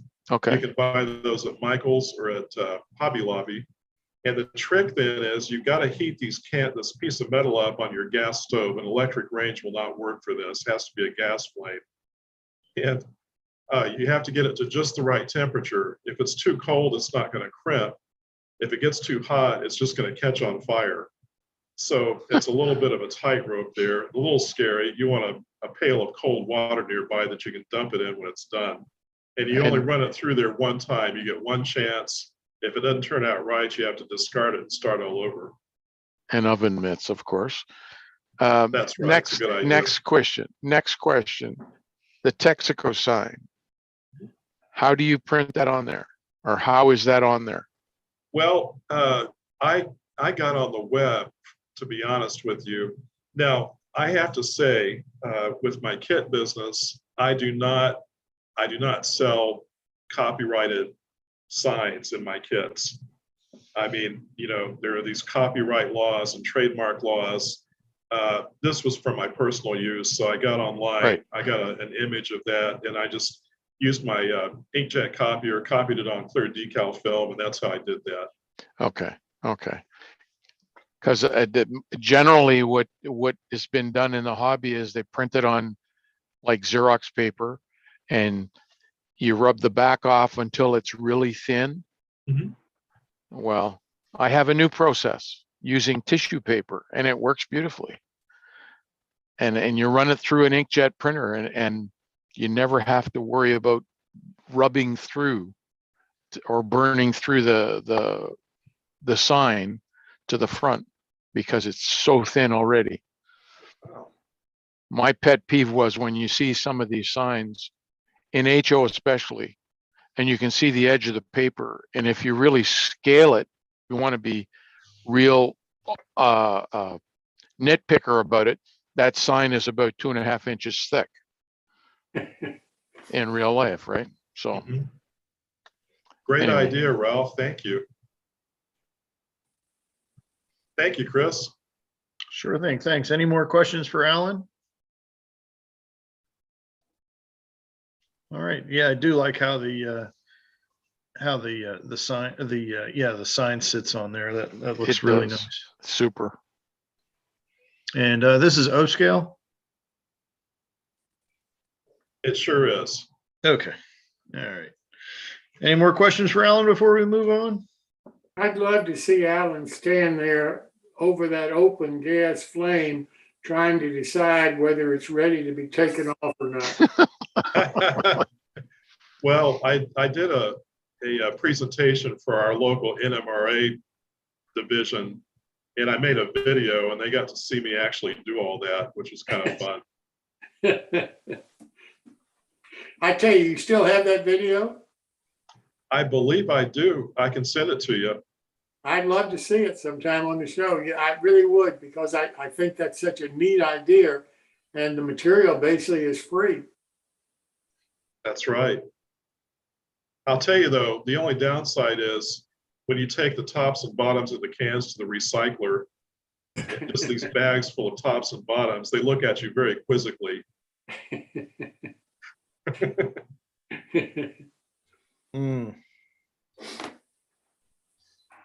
All right. Any more questions for Alan? All right, we'll move on to our last modeler for tonight, and it's Gary Shergold. You up, Gary?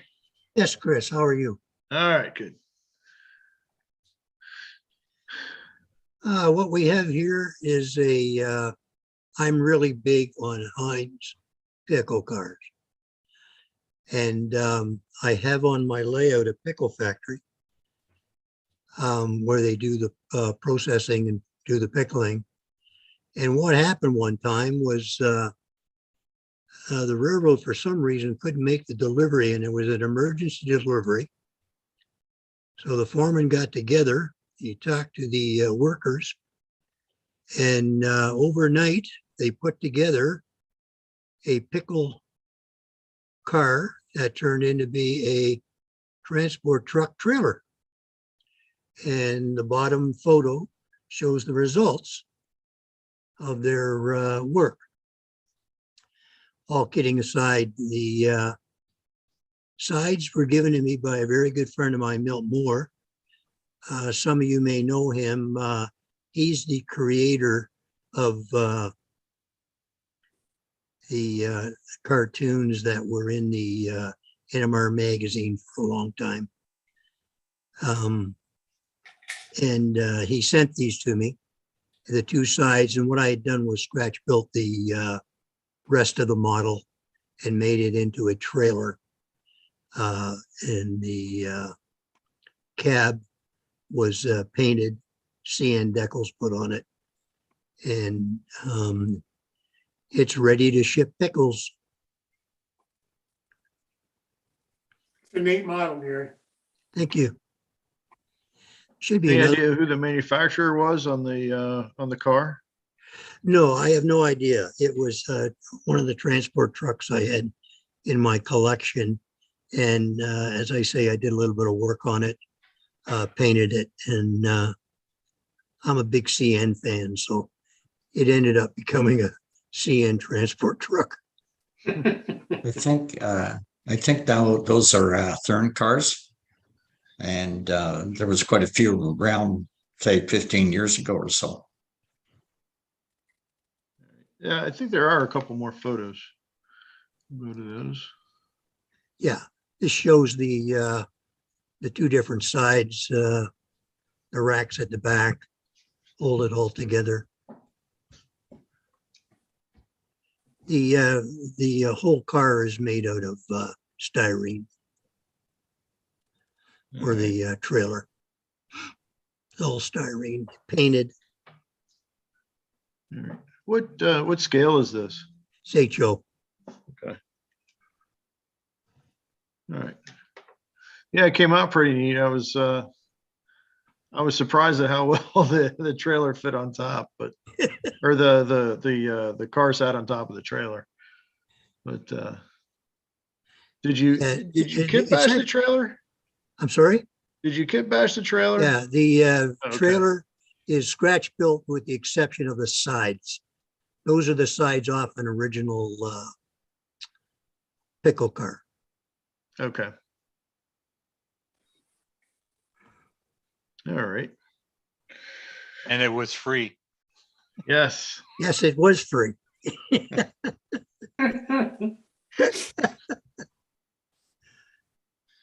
All right. Any questions for Gary? Just wanted to mention there, Chris, that I don't know if the people remember Milt Moore. Milt's in Michigan with the Redford Model Railroad Club, and he's the creator of Thumbs. That cartoon was in the NMRA magazine for a long time. Okay. All right.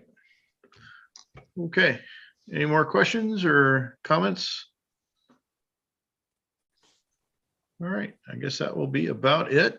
Our next, thanks to everyone that participated tonight. And our next build is August 17th, and it will be featuring you, of course. And to participate, go ahead and email me, railrunner130@hotmail.com. And if you have not participated in the past, please include a picture of yourself so we can put that up as your title card. All right. And with that, I'll turn it back over to you, Jim. Thank you so much, Chris. And thanks so much for doing this. I mean, you're doing such a great job with it. Well, with that said, it's time for our prize winner of Alan Rogers Company's model. So, Greg, if you'll show us who the winner is of the contest. Okay, Jim, here we go. I'm going to share my screen. I have everyone's name that was on Zoom as of the end of my build. And also we have a number of names from the YouTube channel. And we're ready to spin the wheel. So drum roll, please.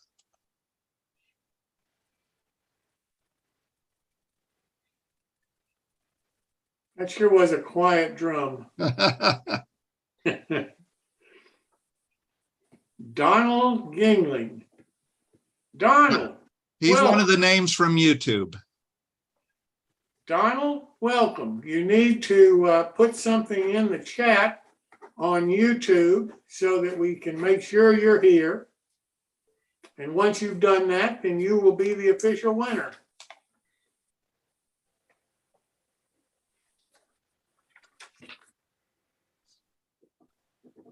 Now, Alan was monitoring the YouTube chat.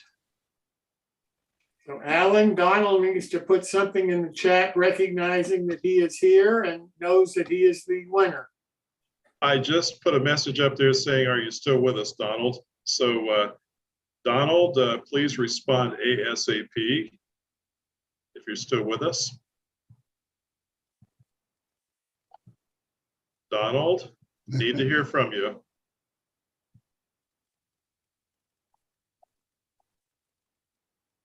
Well, I'm not, oh, yeah, okay. Still waiting to hear from you, Donald. Unfortunately, YouTube has no way to show you if someone has left. That's the truth. Tells you how many are watching, but it doesn't give you usernames like Zoom does. I'm not getting a response over here at YouTube, unfortunately. All right, well, the winner's name is Donald Gingling. Y-I-N-G-L-I-N-G. Right. So Donald, if you're there, we'll give you another minute or so to respond to us. If you have a friend that's over there, you might want to tell them to wake you up.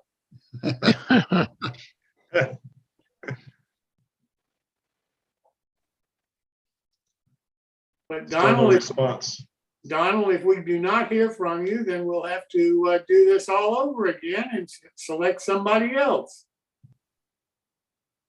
Still no response. Well, I'm sorry that Donald wasn't here to win the prize. So Greg, let's do this again. All right.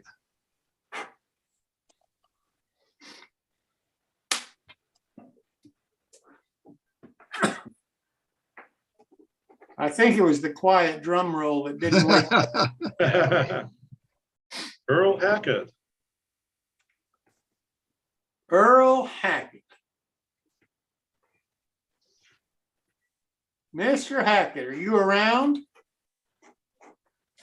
He's on Zoom. Is he on Zoom? Yeah. Is he awake? He just unmuted himself. Hi, Earl. Congratulations. No, I just unmuted him to see if maybe he could hear him. Oh. So is Earl here? If not, he cannot win.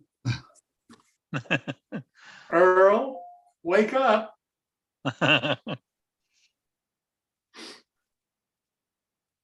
Earl, if you are here and we're just unmuted. I think he getting dinner probably cost him a model. Oh, that's too bad. That is too bad. So Earl is not responding, but we do know he's here, right? He's still logged on. Doesn't mean he's here. I guess His camera's on and spotlighted, but he's not there in the room. Oh, well. Earl, wake up. Come back to your computer. Is he unmuted? Can you tell? Yeah, he's unmuted, but he's not at his computer, so. Oh, well. Well, let's do this again. Third time's a charm, right? Third time. Yeah. Got to be.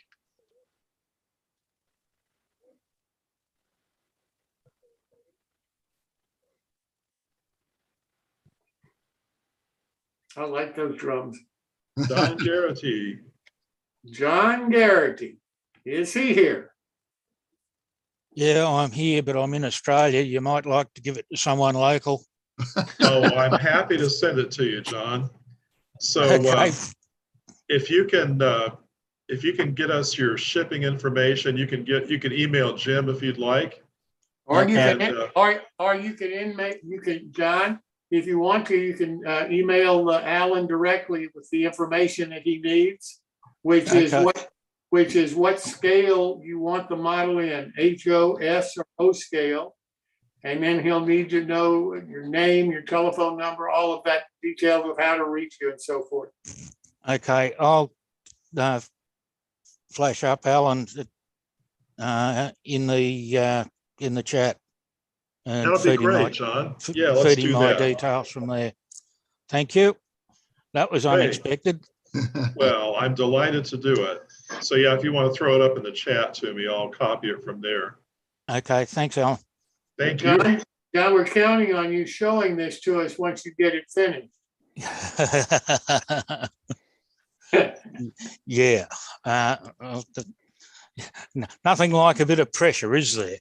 No, not at all. Okay. Let me see what I can do with it when it arrives. Getting stuff to Australia can be a little bit fraught at present. I hear they're training dolphins to swim it over to us. That is funny. Why is that, John? What's the problem with getting stuff to and from? Very little air freight running. Ah. So, why is that? Just that not many planes are back in the air running to and from Australia yet. So we're not out of COVID yet as far as international travel goes to and from Australia. We're probably running at about a third of what was happening prior to COVID as far as flights in and out of Australia. And as far as getting stuff on sea, yeah. Next question. Well, congratulations again, John, and we are looking forward to seeing your model when you get it finished. Okay, no worries. It's going to have to advance up the priority queue, isn't it? On that note, I'm going back to mute, and I'll feed Alan the details. That's great. Okay, quick question. Rail Runner add email address again. I think Chris has already left. Oh, okay. All right. I'll get it from the video.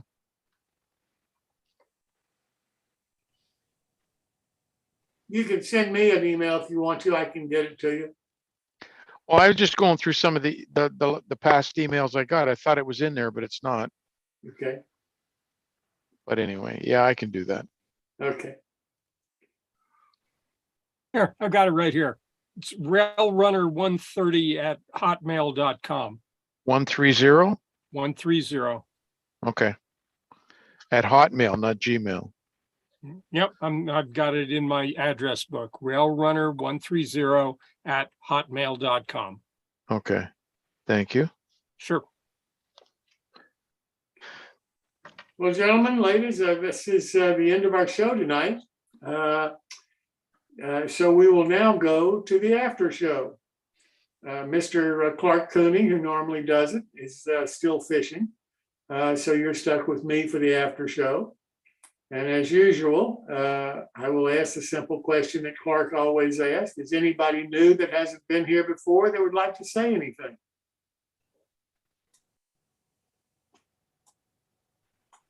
And since there's not, does anybody that has been here before want to say anything?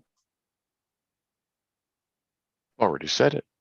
Well, I need John to hurry up and get me some information to me, because if we're ending the show, I won't be able to chat with him. So John, please do get your info up here as soon as possible, my friend. Well, we'll keep it going for a little bit, just so. Or Alan, maybe you could just put your information in and he can get it. Okay. And send it to you. Well, that's true. I'll do that. Let me put that in there. Particularly before Phil shuts us down from the recording.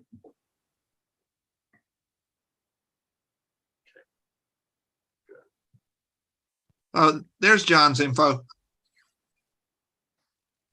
No, it's not. There's a typo in it. Oh, no. Oh, yes. Well, that's okay. We don't read Australian anyway. It was the Australian to US translation that didn't work too well. No, my fingers aren't working. That too old well. Google translator. Yeah. What, do you have one of his letters upside down? I've got JKA Garrity at one Nah, Earth Net. Revised version coming. Oh, okay. Try version 2 JK Garrity at oneearth.net. Oneearth.net. At oneearth.net. All right, excellent. Well, I'll fire you an email. If you're Alan Rogers at Bakersfield, I'm about to send you a direct message with my home address and phone number. Oh, good. That's perfect. I'll go ahead and fire you an email so you'll have my email address. Okay. John, don't forget to tell him whether you want HO, S, or O scale. It's going to have to be O scale. I'm trying to work out how the blazes I can fit it into an Australian colliery. All right. I've got them. I've got them hanging on the wall. O scale it is. Okay. All right. Well, you're a lucky man, John. That's a nice kit. Okay. I'm going to bid you all adieu, and I'm going to pass this over to Pat. So we'll see you all next week. Have a good one. Hey, Yeah, see you, Phil. thanks, Bye now. Bye, Phil. Glad you're better. Phil. All right, God, Phil's really been through a lot. No question. Oh, I'm telling you. Been through a lot. Well, next week we have got a really full show. I figure it's probably going to be at least 2.5 hours next time to get everything in. And it's just a long show tomorrow next time. I might take the day off.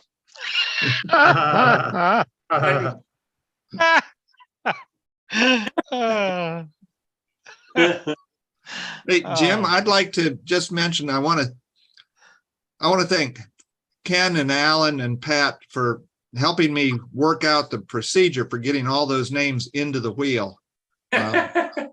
Because there's no easy way to copy them out of the list of participants in Zoom. Yeah. Ken has a good method that requires using a Mac and Ken's type of knowledge, which I don't have either. Yeah.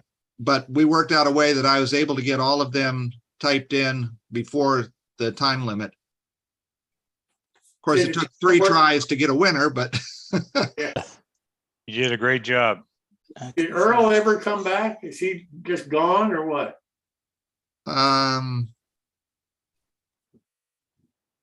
no, he's still logged on, but his workbench is empty.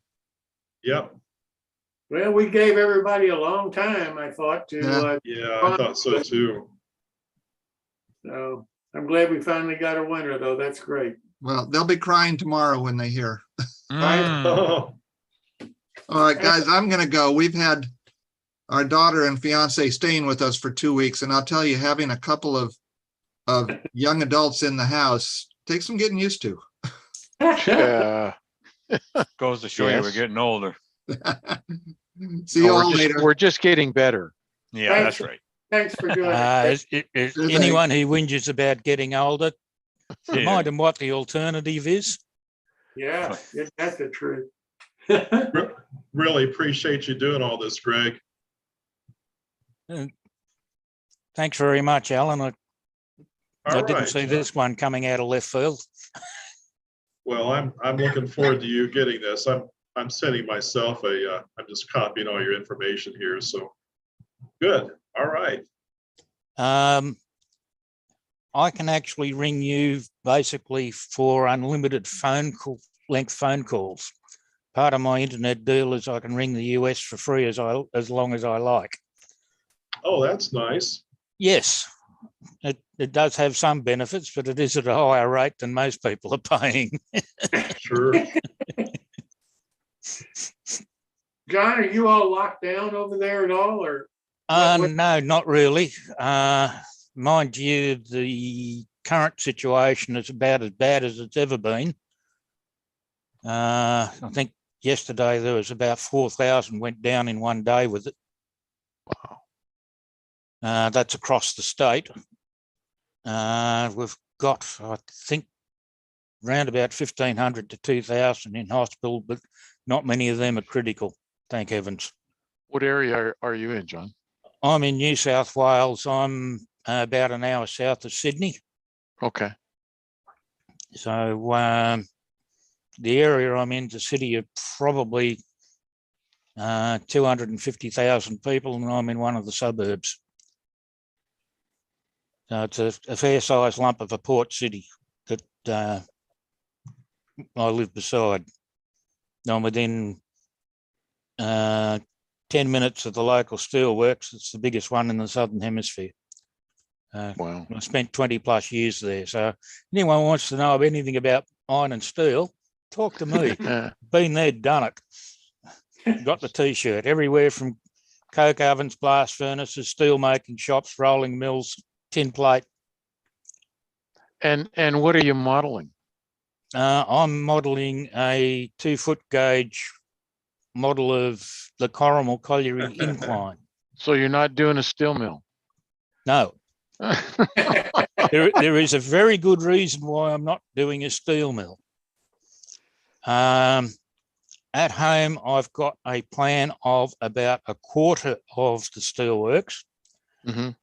It's on a 4-foot by 3-foot sheet, and it's 1/1200th scale. Wow. Yeah, wow. The rolling mill, the hot strip mill at Port Kembla is better than 1.5 miles long. Holy crap. There's no way to scale that down. No. The Waltham's blast furnace is about 1,000 to 2,000 tonne a day blast furnace in HO. Rough enough, working on what the sizes across the hearth are. Yeah. The two furnaces I was working on, one was better than 4,500 tonne a day. The other one was doing 5,500 tonne a day. When number 5 was built, it was in the top 20 blast furnaces of the world in terms of size.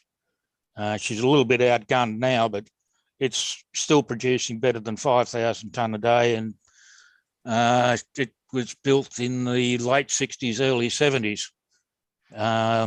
It's had almost a continuous run and it's still going. So, yes, to give you an idea in terms of quantities of raw material, for every tonne of molten iron out the bottom, and that's 5,500 tonne of iron out the bottom, it takes about 7 tonne of raw materials. That's an awful lot of coal that's got to be cooked into coke each day. There's an awful lot of iron ore that's got to be dropped in the top, and an awful lot of limestone that goes in with it. There's a flux to make the slag to get rid of the phosphorus and sulfur impurities out of the iron. Yeah. So your iron comes out liquid at around about 14. It's got to be better than 1450. If you wind up with cold iron coming out, the sulfur and the phosphor level goes up too high and you can't make good steel out of it. I spent better than 10 years across production planning and steel making grades from a daily alphabet. Jeez. There's a reason I don't model Port Kembla. I ain't got the real estate. I'd need a jumbo jet hangar and an unlimited amount of money. I figure with $1 million, I could just about do it. It'd cost me a couple of $1,000 for the land to put it on. Probably another $100,000 or $200,000, $100,000 for the building, and the other $100,000 or $200,000 would go on rolling stock and structures. And I wouldn't live long enough to build it. I'd have to be paying people to build it. So you haven't been able to win the lottery yet? I mean, here we are. It's Wednesday here, but you're already in Thursday. Yeah, and it doesn't quite work like that. Unless I could know what you're going to do Thursday, then I'd have a chance. Oh, okay. All right. How good's your crystal ball? Mine's gone foggy. Right. Ladies and gentlemen, I would like to expand on something Jim had mentioned me earlier in the farm model world. And I had put in the chat, I'd recommend that anybody that would like to see some excellent modeling to go on YouTube and search Toy Tractor Times. And I'd recommend any of the videos that have Chris Steeb, S-T-E-E-B, in it. He is a 2-time National Farm Toy Show award winning for a small scale display.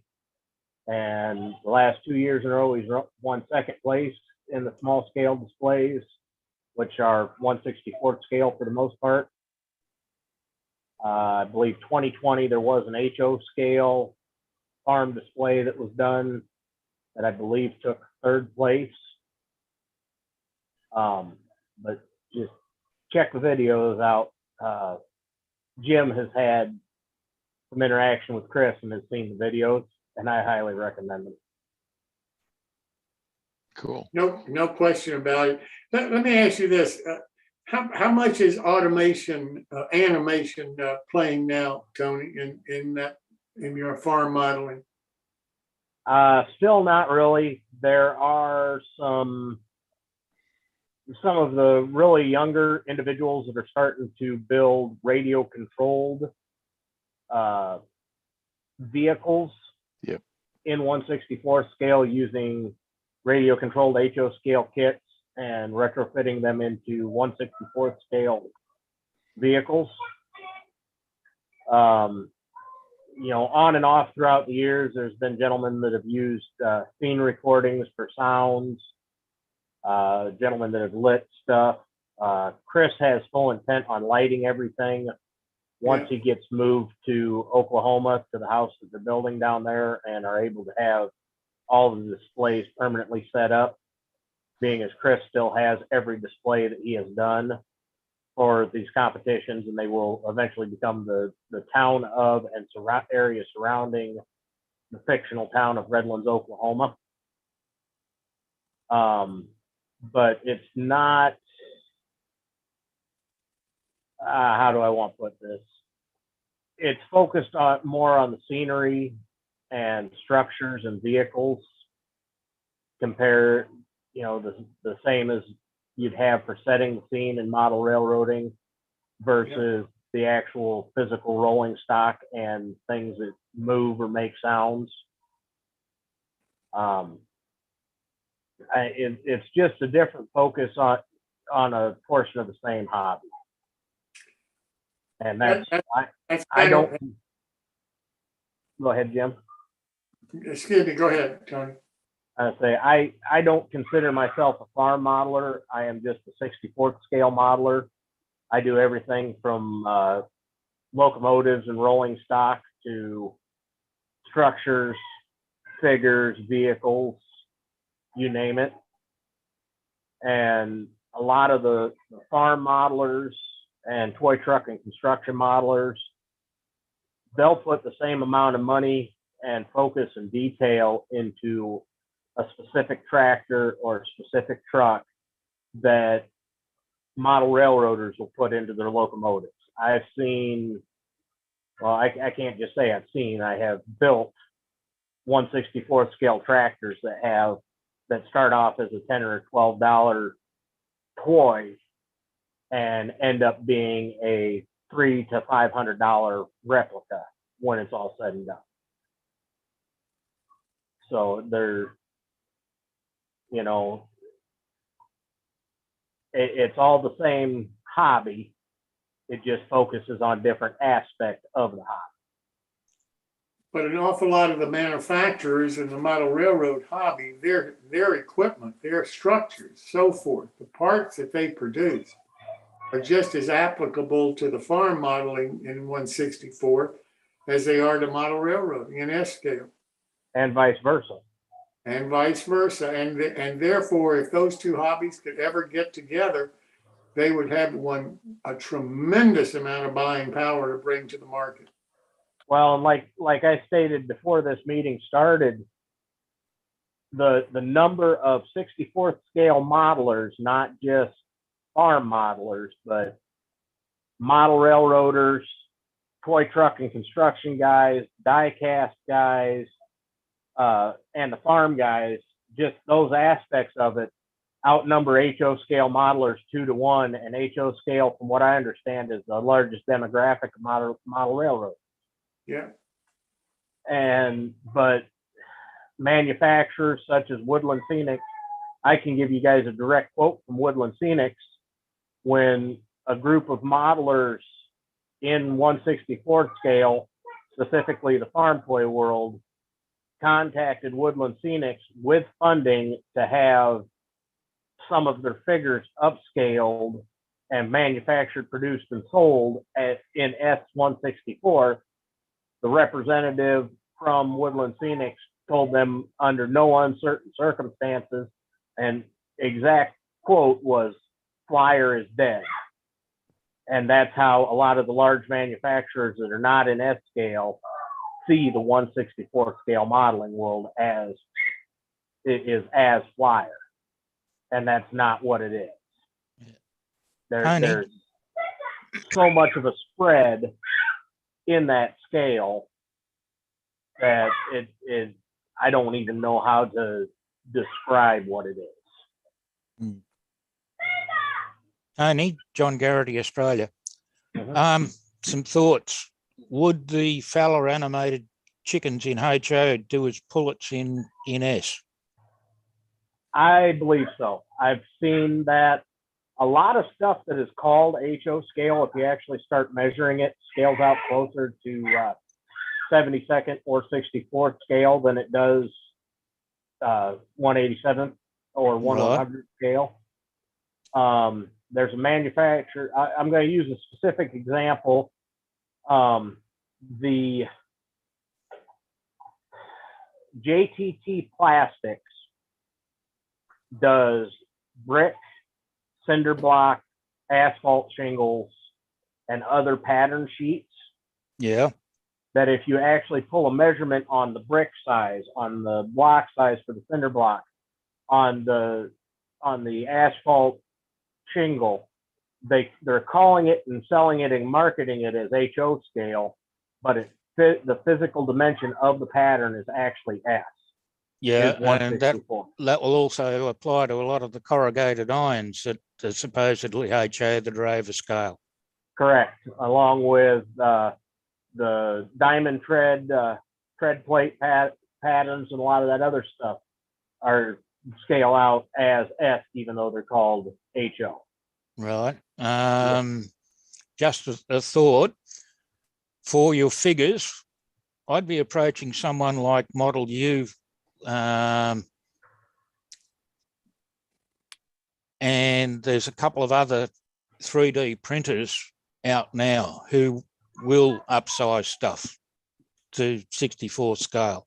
There is a huge demographic for 64 scale figures currently, but this was, 5 years ago, before the 3D printing has taken off as much as it has. Well, certainly there's a group in Australia who will do scales to demand. Certainly, I think there's Model U based out of the UK, and there's a Canadian outfit, Mini Prints. All three of them would probably be worthwhile contacting to see whether you can get figures. Now, railway figures in overalls could be farm workers in overalls very, very easily. Oh, yeah. Mini Prints, I know, offers that scale. Yep. There's Cat Paws out of the United States. They do all scales. There's a gentleman out of Europe, and his name escapes me currently, but he does beautiful 1/64 scale figures and small diorama pieces. There is a company that is only on Facebook currently by the name of Cornfield Customs. They do some figures, display for stuff, a couple locomotive kits in 1/64 S that are not available. They're trying to bridge a gap in scales or eras. The beauty of some of the 3D printed stuff is they're soft plastic. They can be kind of attacked with the scalpel, and the arms and hands can be kind of modified to fit the machinery very, very easily. Oh yeah, there's that, and then there's also that a lot of the 3D printed figures anymore are actual scans off of real human beings. Yes. Approximately 90% of the figures that are available as S scale are from 3D scans. Yeah. The Australian outfit, if you want to make a note of it, is called Andian Models, ANDIAN, and they do 3D printing in various scales from basically HO up to G scale. I actually have a friend down in Queensland who I'll need to get that information to, because he models 1/64 scale, and he is always looking and having something down there in Australia is going to help him. In Australia, is definitely going to help him out. Glad I could help. I'm dropping back to mute. And John, what's the guy's name that does the painting for them? Ian, I forget his last name.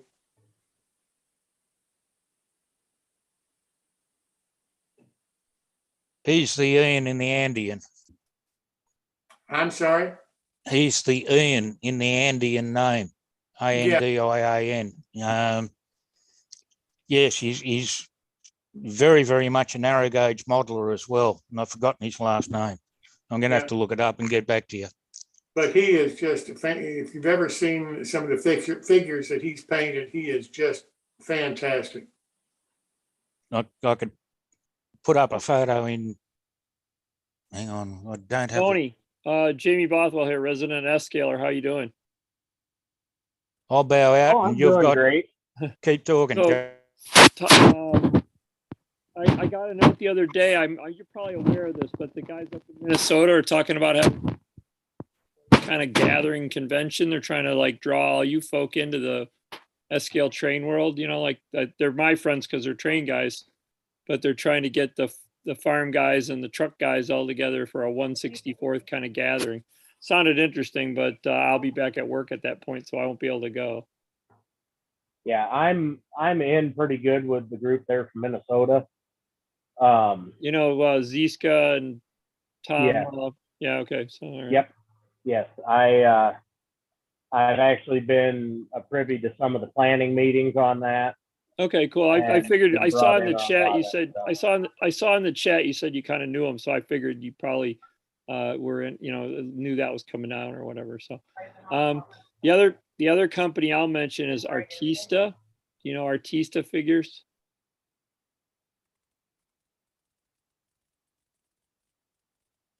Yes, I am. The biggest issue with them is that they are dated. If you're modeling transition period or something, they tend not to be. They tend to be more like city folk or railroad workers. But just, you know, if you ever needed anybody like that, so. Yeah, the biggest thing in the most of the 1/64 scale modeling community versus the railroad modeling community is that they're modeling modern. They're modeling today. There is a large young demographic, especially in the farm modeling community. There are children the age of 10, 11, 12 that would put NMRA master modelers back on their heels on the quality of work that they do. Especially in the farm toy world. That, you know, yes, they're not doing rolling stock, but they're scratch building buildings. They're building absolutely gorgeous dioramas, and they're all basing it off of what they walk out to see out the door. Yeah, I'm sure they are. So there's a number of S-scale. You know, there's a few because, you know, S-scale model railroaders are, you know, kind of few and far between, but you know, we have several modern guys who, you know, are always bemoaning the fact that everybody wants to model the 50s, but you know, they want to model today's stuff, and you know, we're getting more of it here and there. 3D printing has really been a boon to S-scale. You know, well, these sort of small small scale manufacturing. You know, you can click off one when you want or whatever. You know, 3D printed or do some etching or whatever. But a lot of these small manufacturers are really being helpful to the S-scale community. So. Oh yeah, well, and like, I mean, I don't know. Like one of our big rolling stock guys is American Models, and I'm hoping to talk to him. You know, we have our convention coming up in about a week in Buffalo. Mini Prince is supposed to be there running a clinic too, by the way. But anyway, I'm hoping to talk to American Models about, you know, possibly doing some 3D shells that would fit on drives that they already have. You know, sort of they're already manufacturing. I think that would be a good way to expand the line without investing a lot of quality in you know, a lot of money in new tooling. So. Oh yeah. Anyway. Yeah, there's a lot of that. I know Ken Ziska's going to that show. Yeah, I have an appointment with Ken Ziska. We have to swap some stuff. He's taking as long as it gets there on time, he's taking a large assortment of stuff from Cornfield Customs. Oh, okay. They do a SW1000, SW1001, and SW1500 kit, all for S, that are all 3D printed. And then they do, like I said, figures and a lot of other small scene fillers that are universal across the 1/64 scale modeling area. Yeah. So The other thing I wanted to say, John, is that I live in Bethlehem, as in Bethlehem Steel. I don't have as much inside experience as you do with steel mills, but I certainly look at them on a daily basis. So, and ours is kind of closed down here. It's become a casino and a museum, but it was working when I moved here. Maybe John has followed Earl Hackett into the abyss there. Yeah, I think he has. No, I've just got to bring my mic back up. Oh, there you go. Okay. That's it for me tonight. You can stay longer as long as Pat wants to keep the show going, and I will see you next time. Thanks so much. Good night. Good night, Jim. How long do you guys want to hang on? I'm about done. So I just was, like I said, I just want to mention to John about my Yeah, that's all right. local steel mill, but I don't know if you wanted to comment on that, but other than that, I'm going to bail. So good night. Yeah, well, See you, Jim. Sparrows, when I was there in the 80s, well, I started, my steel career was basically early 70s through to almost 2000. And I went and did other things after that. I came to the end of a very short plank. That's another story. So we were always in competition with supposedly the one that we had to beat was Sparrows Point, because it was the one that was held up as being the best of the integrated steelworks in terms of tons per man and what have you. It's somewhat ironic that Port Kembla's still running and Sparrows Point isn't. But well, it's more like the U.S. economy, but that's okay too. So. Yeah. Looking at, there was an interesting article I read online about the demise of US Steel and what got it. There is a significant difference between the Australian industry setup and the US industry setup in terms of who provides what. In Australia, you're responsible for providing your own superannuation, but there is a compulsory government requirement that came in the 70s that required the employer to put X amount of your pay aside into a super fund.